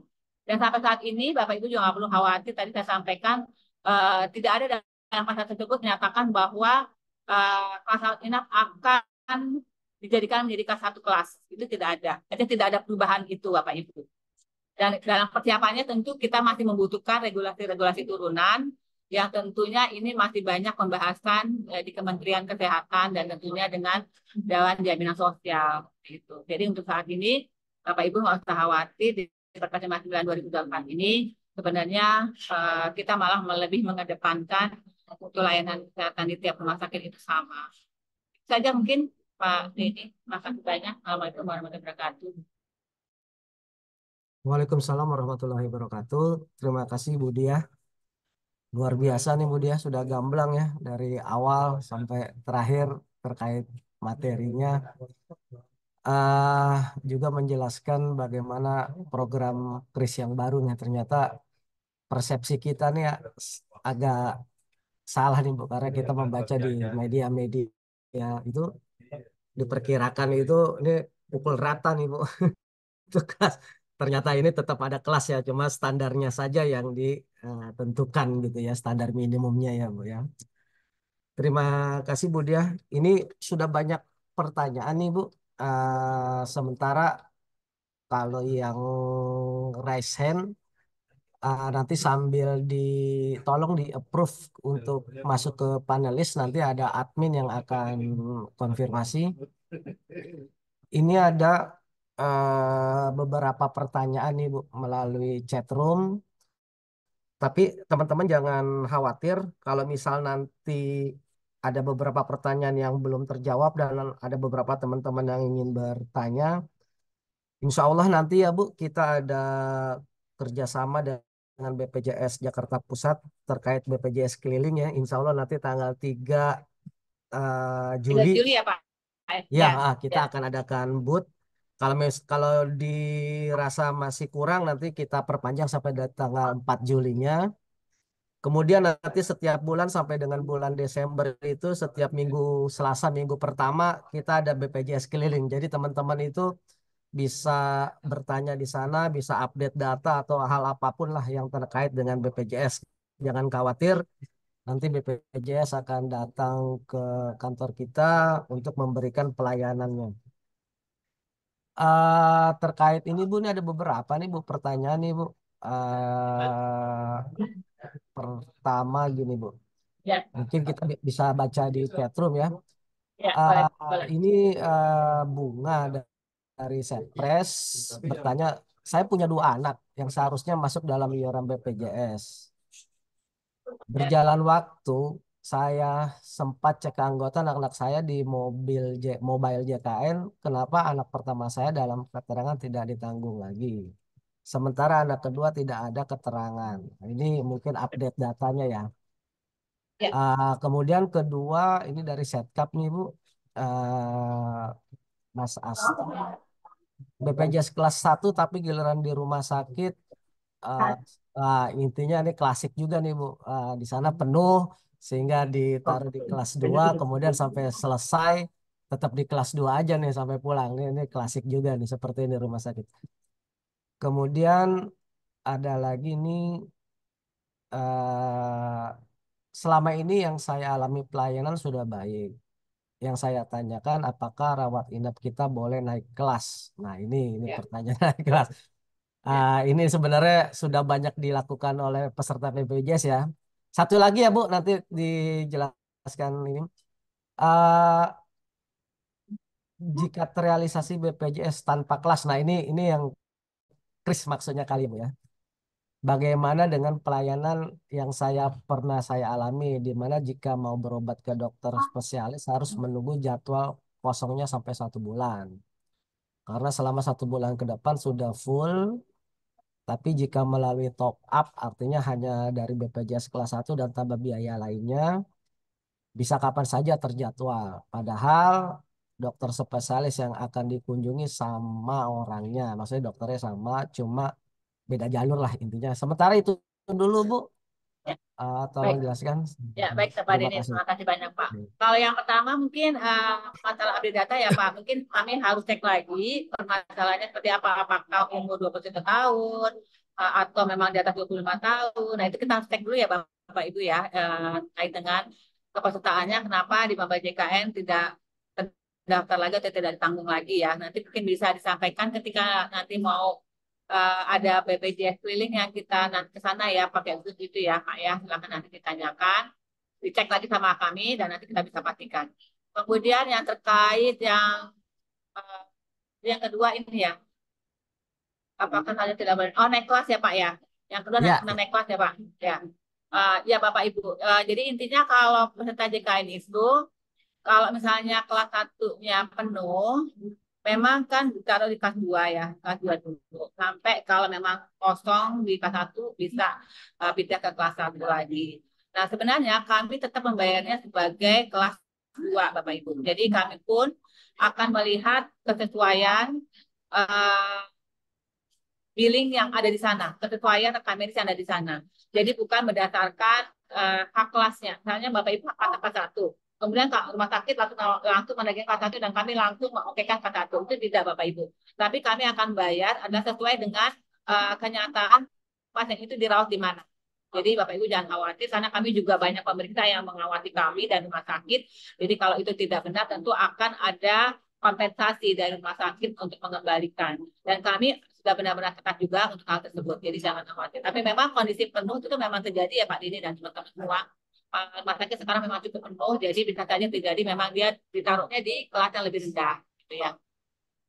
Kemudian yang selanjutnya yang terkait kalau mau naik kelas bisa ya Bapak Ibu naik kelas itu bisa, tapi memang ada iur biaya. Kalau naik kelas iur biayanya adalah sejumlah Misalnya Bapak Ibu kelas 2 eh, pindah ke kelas 1 atau naik mau dengan keinginan sendiri ya Bapak Ibu ya, bukan karena penuh ya. Kalau penuh itu tentu hanya dititipkan selama 3 hari, kemudian seandainya masih penuh juga, artinya dia tetap akan diturunkan di haknya sesuai dengan haknya atau pindah ke rumah sakit gitu kan. Tapi kalau keinginan sendiri ingin naik kelas, maka itu dibolehkan peserta membayar selisih biayanya, yaitu pembayaran selisih tarif di kelas 1, ingat BPJS ya Bapak Ibu, tarif BPJS gitu ya, bukan tarif umum tapi tarif BPJS, dikurangi tarif BPJS di kelas 2. Nah, itulah selisih biaya yang Bapak Ibu harus bayarkan.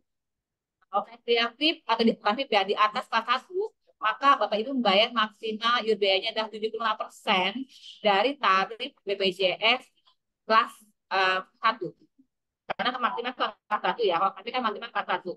Jadi Bapak Ibu membayar maksimal 75% dari biaya kelas 1 yang kami bayar. Tapi bukan berarti BPJS bayar 25% ya Bapak Ibu. Kami bukan bayar 25%, tapi kami bayar tetap 100%. Namun Bapak Ibu bayar 70% dari yang 100% tadi. Jadi rumah sakit mendapatkan 100%-nya BPJS tambah 75% dari Bapak Ibu dikali biaya di kelas tersebut. Ya. Kemudian yang selanjutnya yang tadi tanpa kelas ya Bapak Ibu ya, Pak Denny ya. Ya, Yang tanpa kelas itu tadi saya sudah sampaikan ya, sampai dengan saat ini mungkin kita ini masih sama. Namun memang dinamika regulasi tetap jalan ya Bapak Ibu. Artinya ini kan dalam pembahasan nih di mereka. Tapi sampai saat ini, kalau kami dari PJN itu mendorong kesamaan mutu layanan. Artinya mutu layanan standarisasi dan kamar itu sama. Artinya meningkatkan mutu layanannya, keamanannya. Dan adanya kris ini adalah justru membantu sakit menetapkan kriteria-kriteria itu Pak. Artinya apa ya, memenuhi kriteria, ada 12 kriteria yang harus disiapkan oleh rumah sakit terkait mutu layanan tiap kamar gitu ya, per kamarnya. Misalnya satu kamar itu maksimal 4 bed. Itu artinya kan sebenarnya meningkatkan mutu layanan ya. Nah, kita harapkan seperti itu juga untuk kelas 1, 2, dan 3. Gitu ya, Pak. Ada standar mutu layanannya. Nah, ini kita tunggu saja Pak sampai dengan Juni 2025 apakah ini ada perubahan atau tidak dari Kementerian Kesehatan dan juga regulator yang ada. Intinya sampai saat ini Bapak Ibu nggak usah khawatir, tetap sama, kemudian juga kelas rawat sama, iuran pun tetap sama. Dan nanti kalau misalnya apa ini ya, jadwal kosong itu ya artinya Bapak Ibu masih aman. Nah, sampai saat ini kita tetap menggunakan uh, sudah ada 3 atau 2 dan 3. Karena memang di Perpres 59-nya tidak ada penghapusan kelas rawat. Tidak ada penghapusan kelas rawat ya. Itu mungkin Pak. baik Bu Dia, terima kasih. Sekarang kita ke resen ya. Tolong nanti Mas Rafli nih dari Inspektorat Kemenseknek. Silakan Mas Rafli, kameranya dibuka Mas.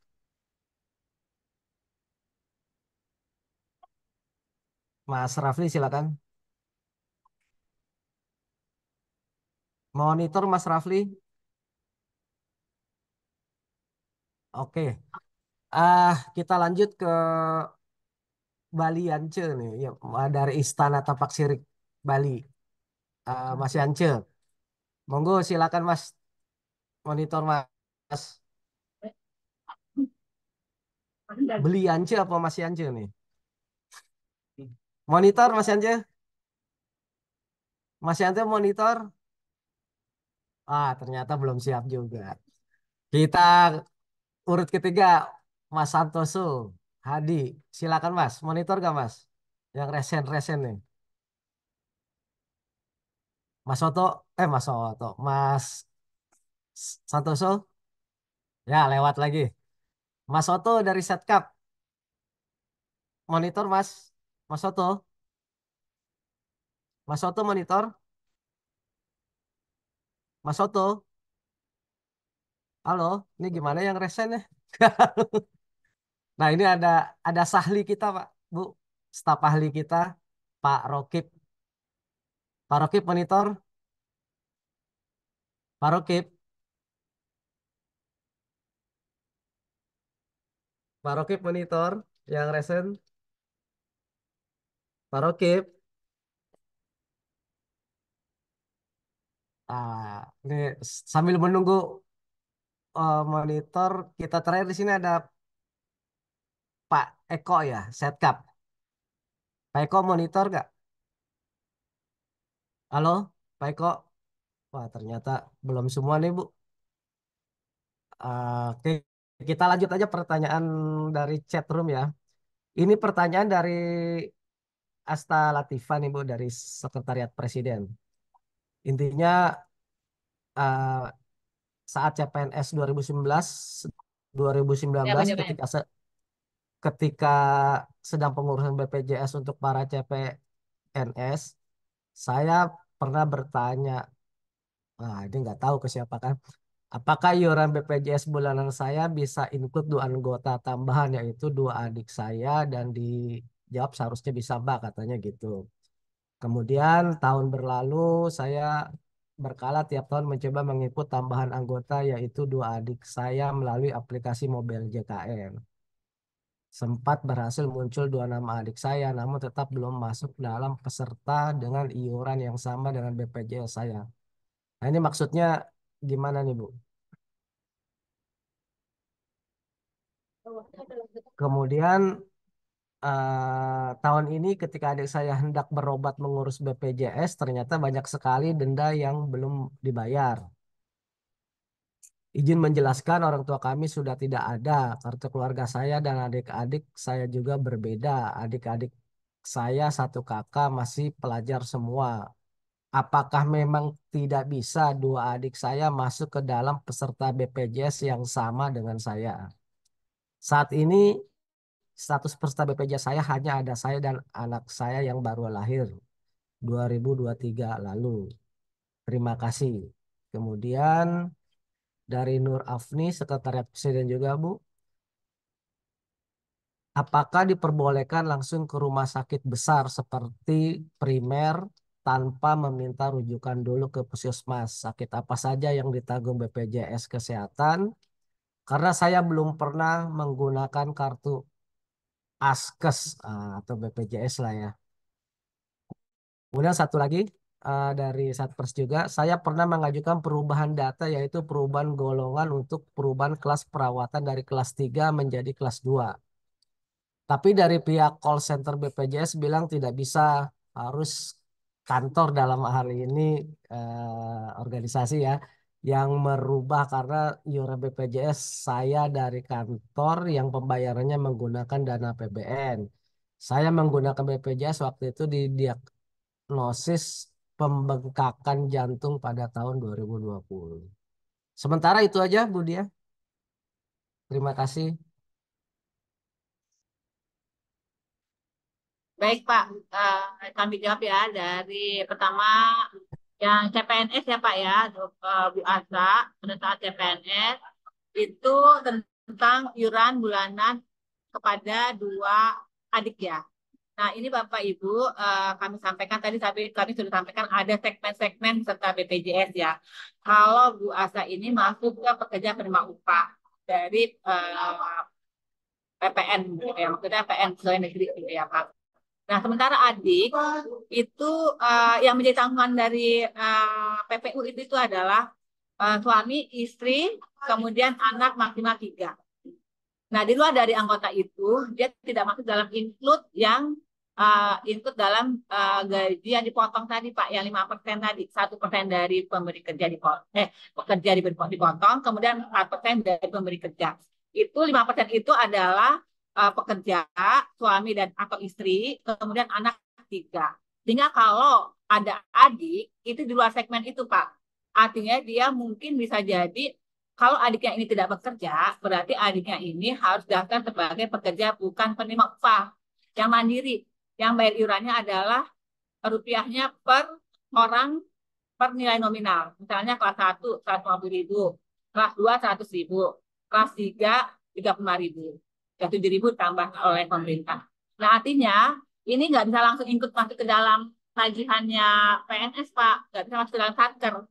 Memang dia harus daftar lagi gitu Pak ya.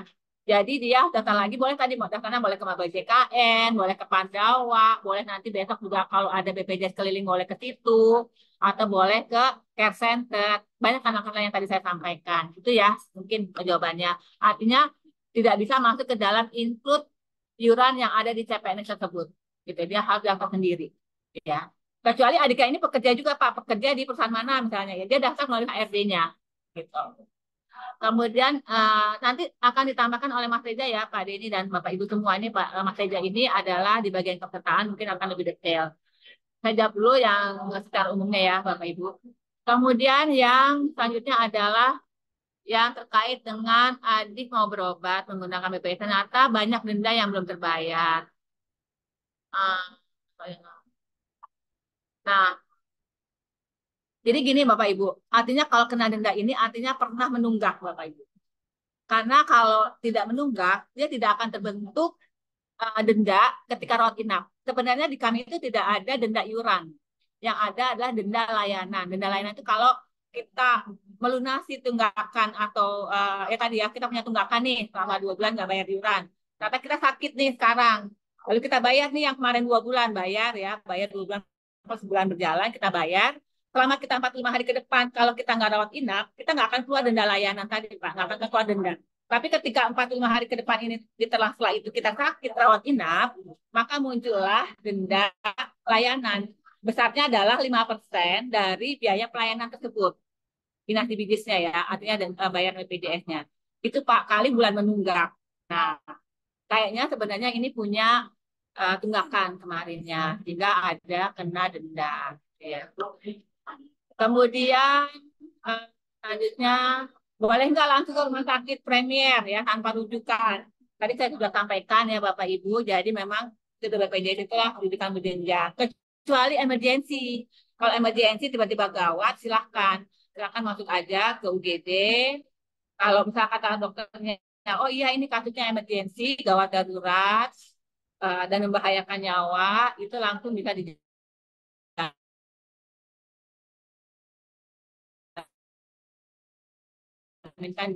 BPJS oleh KN. Ya, karena selain tadi ya kosmetik, ingin merapikan gigi, yang sifatnya kosmetik, estetika, itu memang tidak dijamin. Tapi kalau penyakit-penyakit yang atas indikasi medis, itu pastinya dijamin semua.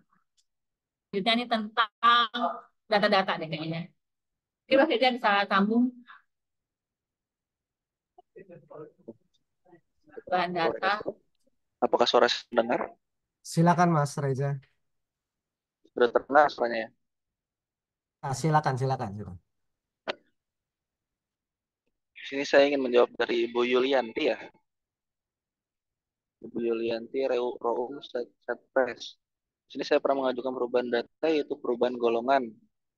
Nah, ini untuk dari golongan dari kelas 3 menjadi kelas 2, tapi dari pihak call center BPJS bilang tidak bisa, harus kantor yang berubah. Oh, ya.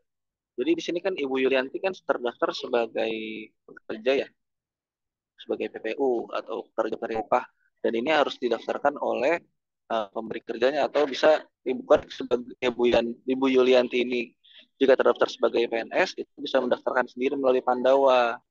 Nah, di sini Ibu Yulianti kan mau daftar ubah dari kelas 3 ke kelas 2, maksudnya pindah dari mandirinya gitu, Bu. Atau bagaimana? Gitu. Oh, ya, ya. Jadi kalau misalkan ingin diubah menjadi sebagai peserta PPU, itu bisa lapor ke PIC-nya yang ada di Satuan Kerja, atau bisa datang ke kantor BPJS Kesehatan, atau bisa melalui aplikasi Pandawa. Nanti kan tadi kan berkas-berkas sudah dijelaskan oleh Ibu Dia untuk file-file yang dibutuhkan apa aja. Seperti itu. Jadi ini memang nggak bisa kayaknya, nggak bisa dipindahkan dari kelas 3 ke kelas 2. Jadi memang harus mendaftar sebagai peserta PPU, peserta atau pekerja sebagai pekerja. Terima kasih. Siap. Terima kasih Mas Reza. Ah, Terima kasih kembali. nanti perkenan yang untuk resen, kalau bila mau menanya langsung bersuara aja. Kita lanjutkan pertanyaan melalui chatroom lagi ya Bu Dia ya. Nah ini sebenarnya nih perlu juga nih Bu pertanyaan. Cuman banyak para teman-teman di ASN ini kurang mengetahui ini. Izin bertanya Bu Dia, untuk perubahan data PPU, PN, penambahan orang tua, tambahan 1% PPN, apakah orang tua tersebut harus ada dalam satu kakak gitu Bu, dengan ASN terkait atau bisa beda kakak?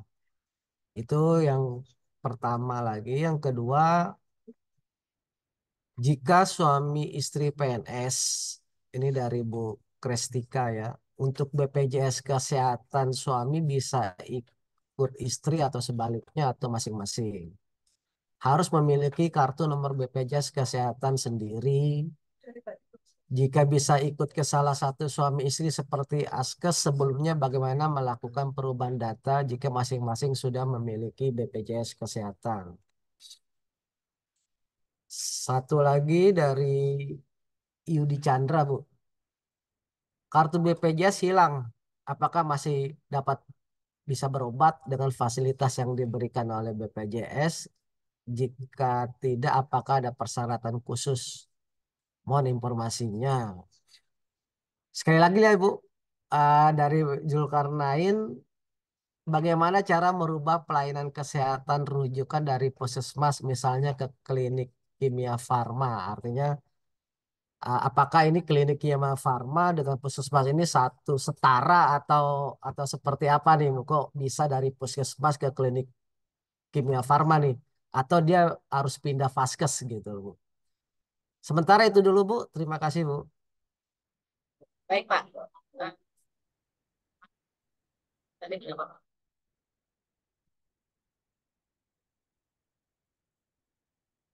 Berapa ya tadi? 1% yang melalui perdirjen tadi, Bu. Dimulai dari situ, Bu. Ah, ini boleh. Keluarga. Willy ya? Oh, Boleh gitu, boleh. Itu.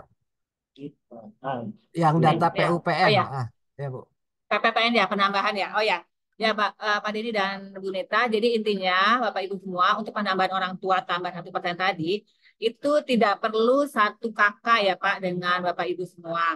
Nanti akan kami lihat. Oh nanti kan di kakaknya itu terlihat orang tua dari kata tersebut ya. Misalnya kita kakak udah pisah nih. Nanti akan kelihatan kan saya ini orang tuanya siapa namanya ada di bawah itu kan Pak. Nah itu nanti bisa terlihat sebagai eligibilitas yang mungkin nanti akan kami konfirmasi artinya dia adalah eligible atau tidak gitu ya Pak. Jadi tidak perlu satu kakak gitu ya. Berarti kakak aja, ini kakak orang tua dan kakaknya Bapak Ibu semua. Kemudian yang kartunya eh, kartunya hilang ya. Kalau kartunya hilang, BPJS hilang untuk Pak Yudi itu nggak perlu diganti kartunya karena sekarang cukup dengan menggunakan KTP ya Pak, NIK. Cukup KTP atau NIK, udah itu aja. Udah nggak perlu ribet-ribet lagi bikin kartu baru Pak gitu ya. Kemudian ini suami istri ya Pak, suami istri Bu Kartika. Suami istri apakah bisa ikut suami atau ikut istri? Tadi saya sudah sampaikan bahwa kepesertaan bagi pekerja itu adalah masing-masing didaftarkan. Jadi semuanya harus daftar Bapak di satkernya Bapak, Ibu juga di satkernya Ibu atau di perusahaannya Ibu. Masing-masing daftar. Namun nanti anggota keluarga lainnya boleh milih nih, boleh milih mau ikut yang Bapak atau mungkin yang Ibu. Gantung dari hak kelas rawatnya yang paling tinggi. Misalnya, oh di Bapak golongan 4 kelas 1. Berarti misalnya, misalnya si ibu dia pasti golongan 2 misalnya jadi kelas 2. Nah, anaknya ini boleh ikut keikat ke golongan ke kelas rawat bapaknya gitu ya. Begitupun juga istrinya, kalau kelas rawatnya boleh ikut bapaknya walaupun dia sebenarnya di perusahaannya sebagai kelas 2 tapi tetap didaftarkan nih Bapak Ibu tetap daftar tetap dibayar tetap bayar iuran juga tetap dipotong iurannya namun hak kelas rawatnya boleh nyantol ke ikut ke suaminya nanti ada proses administrasinya gitu ya Pak Teja ya Ya. ya seperti itu.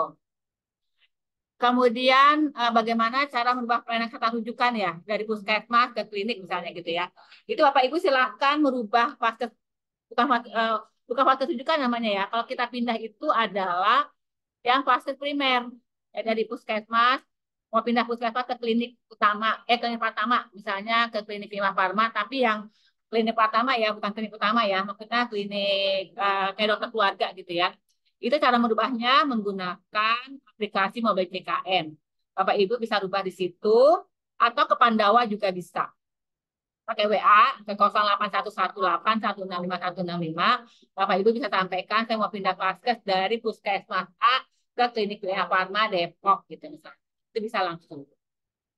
Itu mungkin ya Pak Denny, ada lagi nggak ya? Udah 4 ya. Oke, eh, tambah lagi ya Bu, dua tiga lagi Boleh, pertanyaannya. boleh. Nanti Ya, boleh, boleh. siap siap.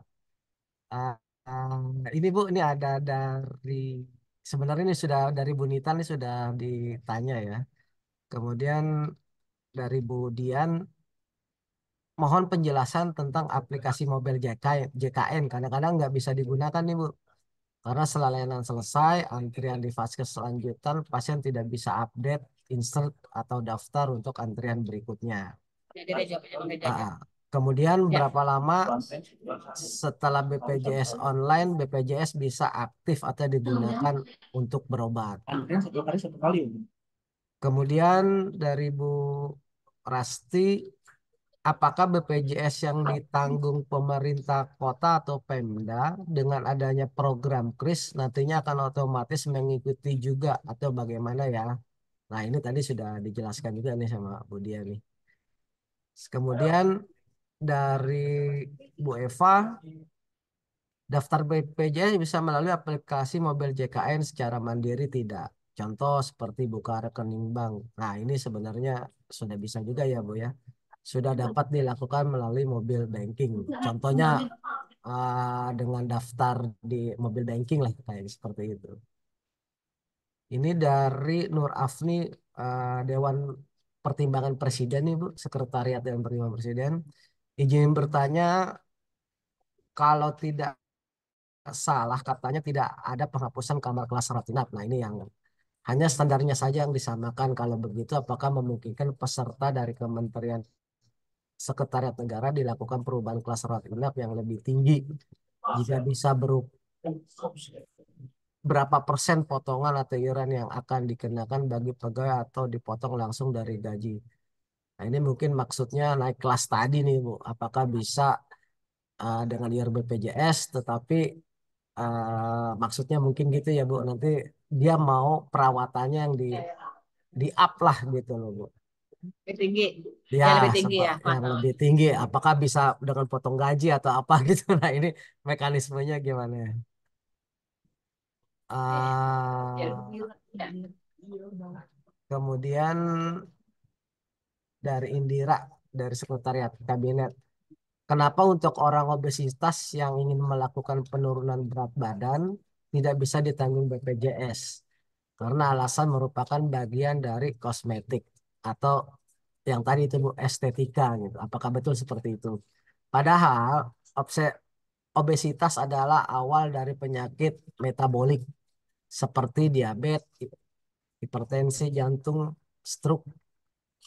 Jika program penurunan berat badan pasien obesitas morbid ditanggung BPJS, bukankah akan meringankan beban BPJS ke depan? Nah, ini maksudnya akumulasinya seperti itu, Bu. Karena kosnya lebih murah menanggung maksudnya pasien.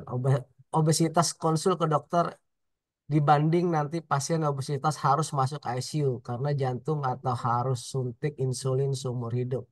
Jadi mohon agar konsul penurunan berat badan pasien obesitas morbid bisa ditanggung BPJS. Nah ini apakah berkaitan dengan regulasi tadi dulu? Sementara itu dulu Bu. Terima kasih Bu. Baik, Pak Denny. Intinya kalau yang pertama ya dari Budian ya, itu tentang aplikasi Mobile JKN. Ini sebenarnya bisa dilakukan menggunakan antrian online di di Mobile JKN, Bapak Ibu. Jadi memang kita harus punya rujukan dulu nih dari FKTP-nya, rujukan online. Nanti kalau rujukannya rujukan online, maka Bapak Ibu bisa mengambil nomor antrian di rumah sakit dari rumah. Dan itu memang seperti kita kalau eh, ke bandara ya, boarding ya. Jadi kita 1 jam sebelum itu harus check in lah, memastikan benar kita mau ke sana, dan juga saudara diumnya gitu. Artinya memang Bapak Ibu coba aja dulu apakah memang ada kendala atau tidak, karena selama ini sudah banyak yang memanfaatkan mobil JKN untuk mengambil nomor antrian. Artinya kita, Bapak Ibu kan bilangnya nih ada yang bilang nggak bisa digunakan dan tidak bisa digunakannya, ini harus detail seperti apa kondisinya ya. Tapi secara umum itu memang pertama adalah kita harus punya rujukan online dulu dari FKTP-nya. Setelah itu baru kita ambil nomor antrian online juga ketika pada saat jadwalnya. Misalnya dijadwalkan hari Kamis, maka hari Rabunya, 1 hari sebelumnya, Bapak Ibu ambil nomor antrian untuk hari Kamis. Nanti 1 jam sebelum hari jadwal Bapak Ibu datang, Bapak Ibu juga harus memastikan lagi di mobil BKN. Itu coba-coba ya Bapak Ibu ya. Kemudian berapa lama setelah daftar BPJS online, BPJS kita aktif juga akan berobat. Uh, Artinya BPJS online itu maksudnya apa ya? Mobil JKN kah atau pendaftar online atau apa ya kira-kira pada ini ya? BPJS online itu maksudnya Jadi maksudnya daftar gini kali Bu. peserta. Ah, Yang mungkin yang bersangkutan ini mendaftar BPJS melalui online tadi loh Bu. Daftar awal gitu oh, ya, daftar awal, daftar kemudian daftar awal ya menjadi peserta ya, ya menjadi peserta artinya ya. menjadi Oh ya, peserta, ya, kemudian ya, itu ya. bisa berapa lama mungkin? 14 hari ya. Ya, ada gini Bapak Ibu, kalau mendaftar BPJS online sebagai pekerja bukan penerima upah, tentu ada masa tunggu 14 hari. Artinya, Bapak Ibu akan diberikan nomor virtual account dan bisa membayar itu 14 hari kemudian, yang nantinya akan langsung aktif ketika sudah 14 hari tersebut. Karena kalau belum 14 hari, Bapak Ibu belum bisa bayar iuran. Itu akan kita lock itu sampai tanggal 14 hari kemudian yang sudah ditetapkan dan sudah dihitung di dalam PA-nya tersebut gitu ya. Jadi maksimal adalah waktu tunggu kami 14 hari untuk pekerja bukan penerima upah gitu ya Bapak Ibu ya. Kalau pekerja penerima upah swasta non pemerintah itu kita bukan cut off ya. Artinya kita hanya bisa berlaku di awal bulan depan setelah bayar iuran di badan usahanya. Gitu ya. Kalau badan usahanya belum bayar, belum bisa aktif di bulan depannya. Jadi misalnya bulan ini mendaftarkan nih badan usaha A, PT A, mendaftarkan nama saya. Nah ini akhir bulan kan, nanti awal bulan depan itu ketika udah bayar iuran secara gelondongan, barulah saya aktif. Tapi kalau mandiri itu 14 hari. Kemudian lanjut ya Pak Denny ya. Yang tentang Pemkot, apakah nanti otomatis mengikutinya? Ya ini tadi saya sudah sampaikan ya. Pokoknya intinya saat ini kita belum ada perubahan apapun. Kita dalam proses menunggu regulasi yang terkininya. Tapi sampai saat ini sampai dengan tahun depan, insya Allah itu masih sama seperti yang sekarang, aja ya. Tidak ada perubahan apa-apa. Yang Kemudian daftar BPJS bisa melalui aplikasi bukan wajib. Ya Pak, izin Bu gimana yang Pak? terakhir tadi yang obesitas tadi Bu. Oh belum, Enggak, kelewat ya? bukan iya. Oke, obesitas. Indira ke Indira ya, Mbak Indira, Mbak Indira ya. Kalau obesitas intinya gini Pak, sebenarnya obesitas itu kan sebenarnya di dalamnya itu tentu harus diperiksa apakah ada indikasi medis yang menyertakan bahwa dia ada tadi yang saya disebutkan di sini kan ada kelainan-kelainan atau komorbid lainnya. Itu dijamin BPJS Pak, karena kami pun kemarin belum lama itu kami menjaminkan pasien yang sangat berat ya, sangat ya, lebih 100 kilo lebih lah bahkan ya. Itu kami jamin di Fatmawati itu sampai mereka sanggup menata pola makannya bisa dilakukan di rumah, gitu Pak. Artinya sebenarnya nggak masalah Pak, karena obesitas itu kan simptomnya ya, kelihatan luarnya ya. Tapi kan di dalamnya itu tadi yang disampaikan di sini oleh Mbak Idira, kita nggak tahu di dalamnya. Jadi bukan, yang mungkin waktu kita kosmetika adalah misalnya mau tiba-tiba kalau berat badan sih sebetulnya bukan kosmetik ya, bukan genetika ya. Sebenarnya memang dia ada masalah dengan metabolismenya kan Pak. Itu nggak masalah Pak, silakan aja. Nanti pasti akan dikasih treatment untuk misalnya kalau dia punya penyakit jantung akan ditreatment jantungnya. Kalau dia punya DM akan ditreatment DM-nya. Kalau untuk pola makannya pasti akan dikasih petunjuk untuk pola makannya. Tapi itu dilakukan sendiri di rumah ya, kan pola makan. Kalau menurut saya itu dijamin Pak sampai saat ini. Saya nggak tahu kalau sampai tiba-tiba apa namanya tidak dijamin ya, karena kalau sampai saat ini itu pasti akan ada konsul internal akan disebutkan apa namanya pola makan yang seperti apa. Tapi tidak ujuk-ujuk minta minta minta apa ya jadwal pola makan segala macam ya, itu pasti kan nggak mungkin ke situ Pak. Judulnya kan tetap aja ada kelainan apa gitu di situ. Ada kelainan medis apa yang ada di sana. misalnya malnutrisi kah, gitu kan? Nah, itu bisa Pak. Sebenarnya. Itu ya Pak. Oke. Kemudian, nah, udah lagi, udah ya? Ah, ya, jadi intinya obesitas itu bisa dilakukan lah ya Bu ya, Iya, melalui obesitas. fasilitas BPJS ya. Iya, betul. Selama itu memang Hmm. ada kelainan medis ya Pak.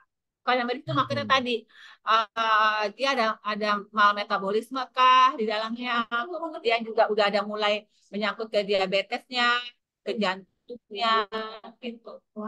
Itu pasti akan dijamin. Oke. Terus satu lagi ya Bu ini terakhir nih Bu. Ya, ya Ada Pak. ada pertanyaan ketika di vaskes pertama misal poliklinik tertentu gitu Bu. Nah ini dari pertanyaan ada yang nggak ada namanya lagi nih. Anium nggak. Ini intinya sih Anonim. ah, ketika di vaskes pertama itu tidak ada fasilitas misalnya ada poli umum atau mulut kemudian persalinan gitu Bu. Nah ini apakah ada harus dirujuk atau seperti apa nih Bu di tingkat pertama? Ini ya yang mata ya, mata anak saya. Misalnya ini saya memeriksa mata anak saya yang itu Bu ya. Ah, oh, jadi gini Pak, Bu, jadi sama Bapak Ibu, kalau kita mau periksa mata anak kita, pokoknya penyakit lah ya apapun juga, contohnya adalah penyakit mata. Silakan ke fase satu. Fase satu itu memang pasti tidak mungkin dia punya spesialis mata, pasti nggak punya. Nah, nanti dia akan merujuk ke rumah sakit yang punya poli mata. Kalau penyakit matanya itu tidak bisa ditangani atau bukan kompetensinya dokter umum tersebut. Misalnya nih, oh penyakitnya udah kelainan retina yang mungkin bukan kapasitas di dokter umum tadi. Ya pasti akan dirujuk, Pak. Tapi kalau misalnya sakit matanya yang dia misalnya dan dia kompetensinya ada di dia, misalnya mata merah karena radang aja misalnya, dokter mata pasti punya kompetensi menyelesaikan kan, Pak. Nah itu pasti tidak dirujuk, Pak. Dokter umum pun bisa melakukan itu. Tapi kalau ternyata penyakitnya itu lebih kompleks lagi, dan itu di luar dari kapasitas kompetensinya dokter umum, maka itu akan dirujuk ke rumah sakit. Ya. Dan rumah sakit itu pasti spesialis kan, Pak. Ya. Mungkin Pak. Oh, Bu boleh nambah satu lagi Bu? Boleh, Ya boleh boleh. boleh. Tapi Oke. sebelumnya satu lagi ya Pak, soalnya saya Ya, mau ada ya, lagi Zoom lagi. siap, siap. Oke. Jadi intinya gini, dari ke Pak Agi ini. Pagi. Saya pernah punya Agi Hardi. Saya pernah punya ART. Waktu itu saya daftarkan BPJS Mandiri. Tapi setelah ART tidak kerja lagi ke saya, ada tagihan nih Bu. Nah, tetap tagihannya ke saya. Bagaimana menghentikan BPJS Nanti kan Mandirinya? nanti. Kemudian saat anak pegawai berusia 21 tahun, sistem langsung menonaktifkan kepesertaan dalam kurung anak kuliah nih Bu, yang anak kuliah sudah bersama. Dan saat itu ingin digunakan bagaimana cara mengaktifkan saat itu juga gitu. Nah ini kan harus harus daftar ya Bu ya, harus harus update lah ya Bu intinya seperti itu. Nah ini tolong dijawab nih Bu, Agi Hardi. Ya, ya. Pak Hagi, akan jawab yang nomor dua dulu ya. Ya Kalau Bu. yang nomor dua itu 20 tahun memang langsung akan dinonaktifkan. Nah, untuk mengaktifkannya bisa melampirkan, menyampaikan kepada BPJS surat keterangan kuliahnya atau surat keterangan atau surat tanda bukti bayar semester awal, semester akhir dari eh, yang bersangkutan anak itu. Kalau di kuliah ya Pak, gitu. Intinya minta surat keterangan kuliah gitu intinya. Ya. Keterangan kuliah dilampirkan bisa melalui Pandawa, bisa melalui uh, HRD bisa juga dengan PIC-nya boleh. Dengan HRD atau PIC starter bisa ke kami atau bisa ke Pandawa melampirkan surat keterangan kuliah itu langsung aktif. Nah, kalau yang nomor satu, memang seperti itu Pak. Jadi artinya uh, kalau kita sudah menjadi uh, kita sebagai pemberi kerja ya kepada ART. Kalau kerja mandiri ini kan memang informal sih ya. Jadi kalau misalnya formal sih, kalau dia resign, kita otomatis nggak ke kita lagi ya, nggak pemberi kerja gitu ya. Tapi karena ini adalah informal, ada kerja penerima upah, jadi memang Jadi memang akhirnya masuk ke pemberi kerja yang artinya mendonasikan tadi ya. Artinya kan kita membantu nih, membantu ART. Ya artinya memang ke kita terus sih Pak memang akhirnya tagihan itu gitu. Sampai dia benar-benar mandiri, kita akan mintakan rekeningnya atau pembayarannya melalui dia gitu. Kita pengalihan nomor rekening apa namanya pengalihan nomor rekening untuk pembayaran iurannya. Sama seperti saya juga sih Pak sebenarnya. Saya juga punya ART, jadi ya terus menerus. Tapi memang sama ini yang bersangkutan memang tidak mampu, ya udah saya anggap ya udah saya berikan. Walaupun saya sudah tidak lagi menjadi majikannya ART saya itu. Nah Tapi ini selama misalnya ART-nya, kalau ART-nya misalnya gini Pak, ternyata memang tidak mampu. Kemudian kita daftarkan dia menjadi PBI misalnya Pak. PBI apa ya, BNK atau PBI Pemda, Pemda misalnya, otomatis kita jadi stop sih Pak. Kita tidak, jadi dia alih segmen, pindah ke penerima bantuan iuran yang dibayarkan oleh pemerintah. Tapi selama dia menggantung seperti itu Pak, ya memang jadi beban uh, yang nomor rekeningnya pada saat itu diberikan gitu loh. Artinya tagihannya ke yang mendaftarkan. kalau misalnya mau mandiri aja nih kita stop nih gitu loh Bu. Itu caranya gimana tuh Bu? Ya, tadi paling pengalihan nomor rekening itu aja. Oh pengalihan ya. Pengalihan nomor rekening. Update, mengupdate nomor HP, kemudian nomor rekeningnya.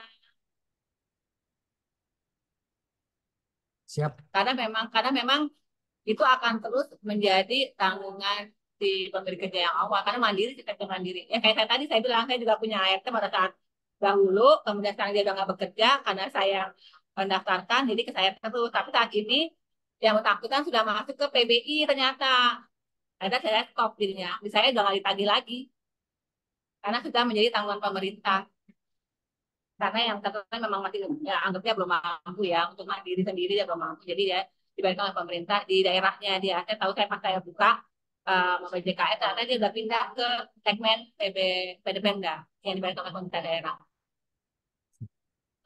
Baik Bu Dia. kecuali nah, itu aja mungkin ya Pak ya Siap. Baik makanya Bu. bakalan makasih banyak nih Pak bakalan banyak sih pertanyaan. Iya, memang nih pertanyaan banyak sekali nih Bu. Eh, Memang waktu yang terbatas. Tapi Alhamdulillah Bu, terima kasih atas kesempatan BPJS untuk tim Ibu dan tim untuk hadir di webinar ini. Kemudian nanti tanggal 3 dan 4, insya Allah itu akan dibuka booth pelayanan BPJS. Mungkin nanti teman-teman bisa update data, bisa apa saja lah Bu ya ke sana yang terkait dengan BPJS Kesehatan.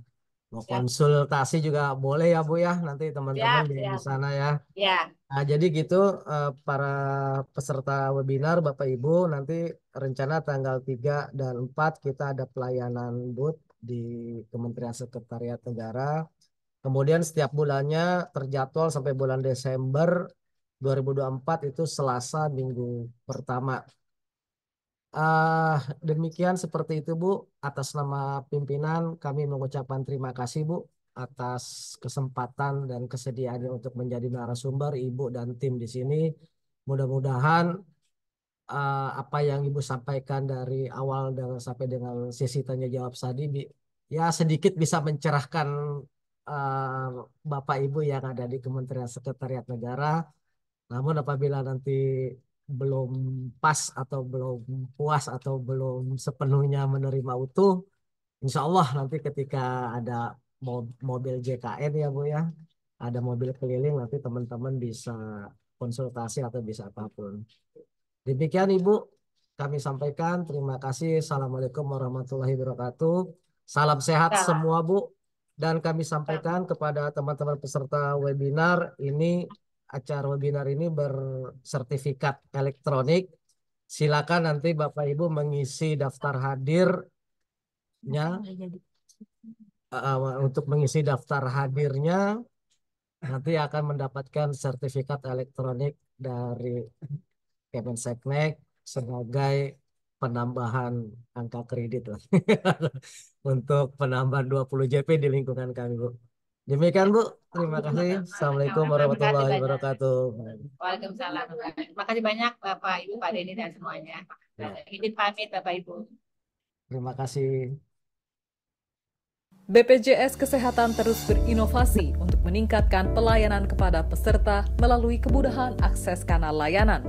Kini telah hadir Aman JKN, Anjungan Mandiri JKN yang merupakan sebuah perangkat di kantor layanan BPJS Kesehatan untuk memberikan layanan peserta dalam melakukan transaksi administrasi dan informasi secara mandiri.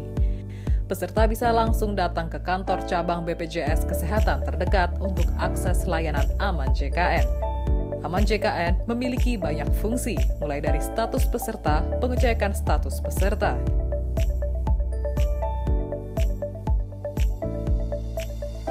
tagihan iuran, pengecekan tagihan iuran peserta, virtual account, pengecekan nomor virtual account peserta,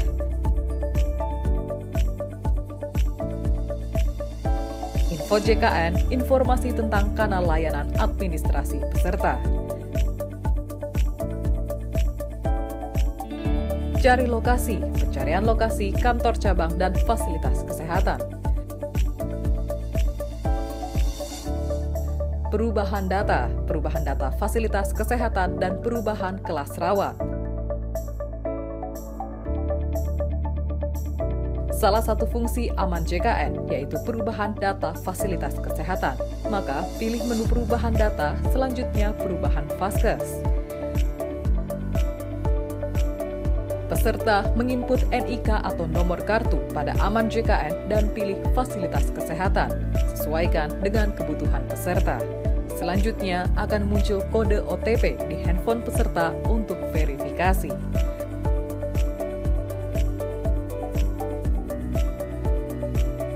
Tersedia juga fitur face recognition di Aman JKN yang aman dan mudah untuk peserta apabila perlu ubah data tanpa harus mengantri layanan di kantor cabang. Bersama Aman JKN, mudah, cepat, setara. Tahu nggak sih, bagi Anda yang belum membayar iuran JKN KIS lebih dari 3 bulan, Anda bisa memanfaatkan program baru yaitu Rehab, Rencana Pembayaran Bertahap, Pembayaran Ringan.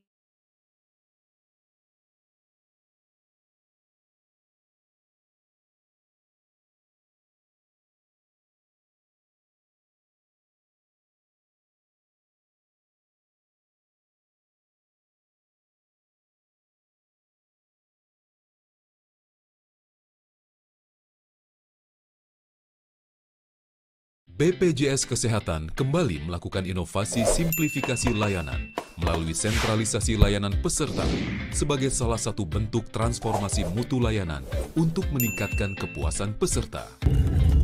Sentralisasi ini bertujuan mengefektifkan layanan kepada peserta yang sebelumnya dilakukan di kantor cabang. Sentralisasi layanan di Kedeputian Bidang Manajemen Mutu Layanan mencakup beberapa program. Pertama, Pandawa. Kedua, Senada. Ketiga, LOCC 165 dan tersentral di Yogyakarta. Program sentralisasi Pandawa merupakan program layanan informasi, permintaan administrasi, dan penanganan pengaduan melalui WhatsApp yang semula dilakukan oleh frontliner di seluruh Indonesia, kini hadir secara terpusat untuk peningkatan mutu layanan kepada peserta agar lebih efektif dan efisien. Pandawa bisa diakses di nomor 0811 8165 165. Program sentralisasi Senada merupakan sentralisasi edukasi penanganan pengaduan, disingkat Senada. Merupakan sentralisasi layanan informasi, permintaan administrasi, dan pengaduan peserta. Bersumber dari aplikasi mobile JKN dan website BPJS Kesehatan yang dilakukan secara terpusat. Dengan target service level agreement adalah 1 hari kerja. Program sentralisasi LOCC 165 merupakan sentralisasi eskalasi permintaan informasi dan penanganan pengaduan peserta melalui kanal Care Center 165 untuk simplifikasi alur layanan informasi dan penanganan pengaduan dan permintaan informasi melalui Care Center 165 secara one-stop service. Apa perbedaan LOCC 165 dengan Agency 165? Agen Care Center 165 adalah orang yang bertugas menerima kebutuhan layanan informasi. Permintaan dan pengaduan peserta baik melalui telepon atau media sosial, kemudian melakukan koordinasi jika kebutuhan peserta tidak dapat ditindaklanjuti, serta menyampaikan hasil koordinasi kepada peserta sesuai dengan kebutuhan peserta. Sedangkan untuk petugas license officer, ialah orang yang bertugas menindaklanjuti permintaan peserta dan melakukan koordinasi pengaduan yang tidak dapat diselesaikan petugas Agent Care Center 165 kepada unit kerja terkait, serta menyampaikan hasil tindak lanjutnya kembali kepada petugas Agent Care Center 165 kembali untuk disampaikan kepada peserta. Melalui program sentralisasi layanan peserta, BPJS Kesehatan berupaya memastikan setiap penduduk Indonesia terlindungi program JKN dan seluruh peserta mendapatkan pelayanan yang mudah, cepat, dan setara.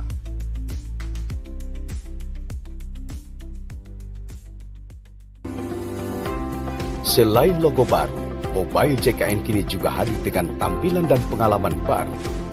Pengguna dapat merasakan antarmuka yang lebih segar dan berwarna saat mengakses dan memanfaatkan aplikasi Mobile JKN. Fitur-fitur pada aplikasi Mobile JKN juga telah dioptimalkan untuk memberikan kesan dan pengalaman baru bagi pengguna. Dengan rilis ini, pengguna akan mendapatkan showcase tutorial penggunaan aplikasi untuk pertama kali. Pengguna dapat mengakses fitur umum tanpa harus login terlebih dahulu. Pengguna juga dapat melakukan kustomisasi menu, dan tentunya masih banyak manfaat lainnya. Aplikasi Mobile JKN menyediakan akses kapan saja, di mana saja, untuk layanan kepesertaan Anda dalam program Jaminan Kesehatan Nasional. Download dan install aplikasi Mobile JKN sekarang juga. Masih merasa kebingungan dengan penggunaan aplikasi Mobile JKN? Mobile JKN ini hadir dengan berbagai macam simplifikasi, fitur dan tampilan. Berbagai macam simplifikasi telah diterapkan pada beberapa fitur di aplikasi Mobile JKN. Salah satunya yaitu fitur login, lupa password, pendaftaran pengguna mobile, pendaftaran peserta baru, penambahan anggota keluarga. Fitur-fitur tersebut sudah disesuaikan dengan improvisasi agar pengguna jauh lebih gampang dalam mengakses dan menggunakannya. Mobile JKN, hanya dengan jari, semua bisa teratasi.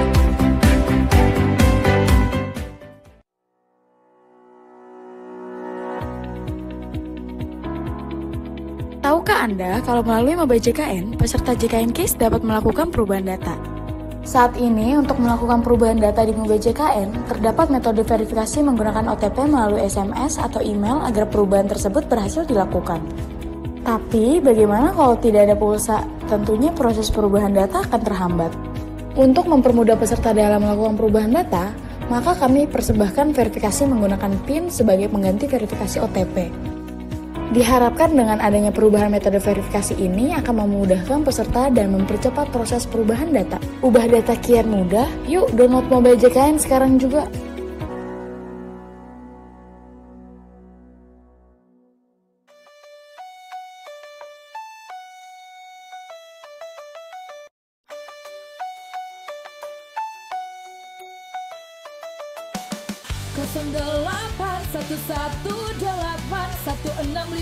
kali.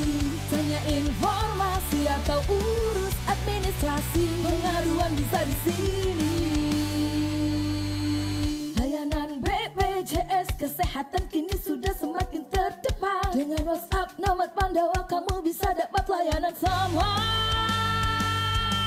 Ambil HP-mu, tak perlu ragu. Dalam satu genggaman, Pandawa siap membantu. 0811181652 kali. Tanya informasi atau urus administrasi, pengaduan bisa di sini. 0811181652 kali. Tidak perlu jalan keluar lagi, karena Pandawa selalu siap melayani. Karena Pandawa selalu siap melayani. Gunakan WhatsApp Pandawa di 08118 1652 kali. Kami siap melayani.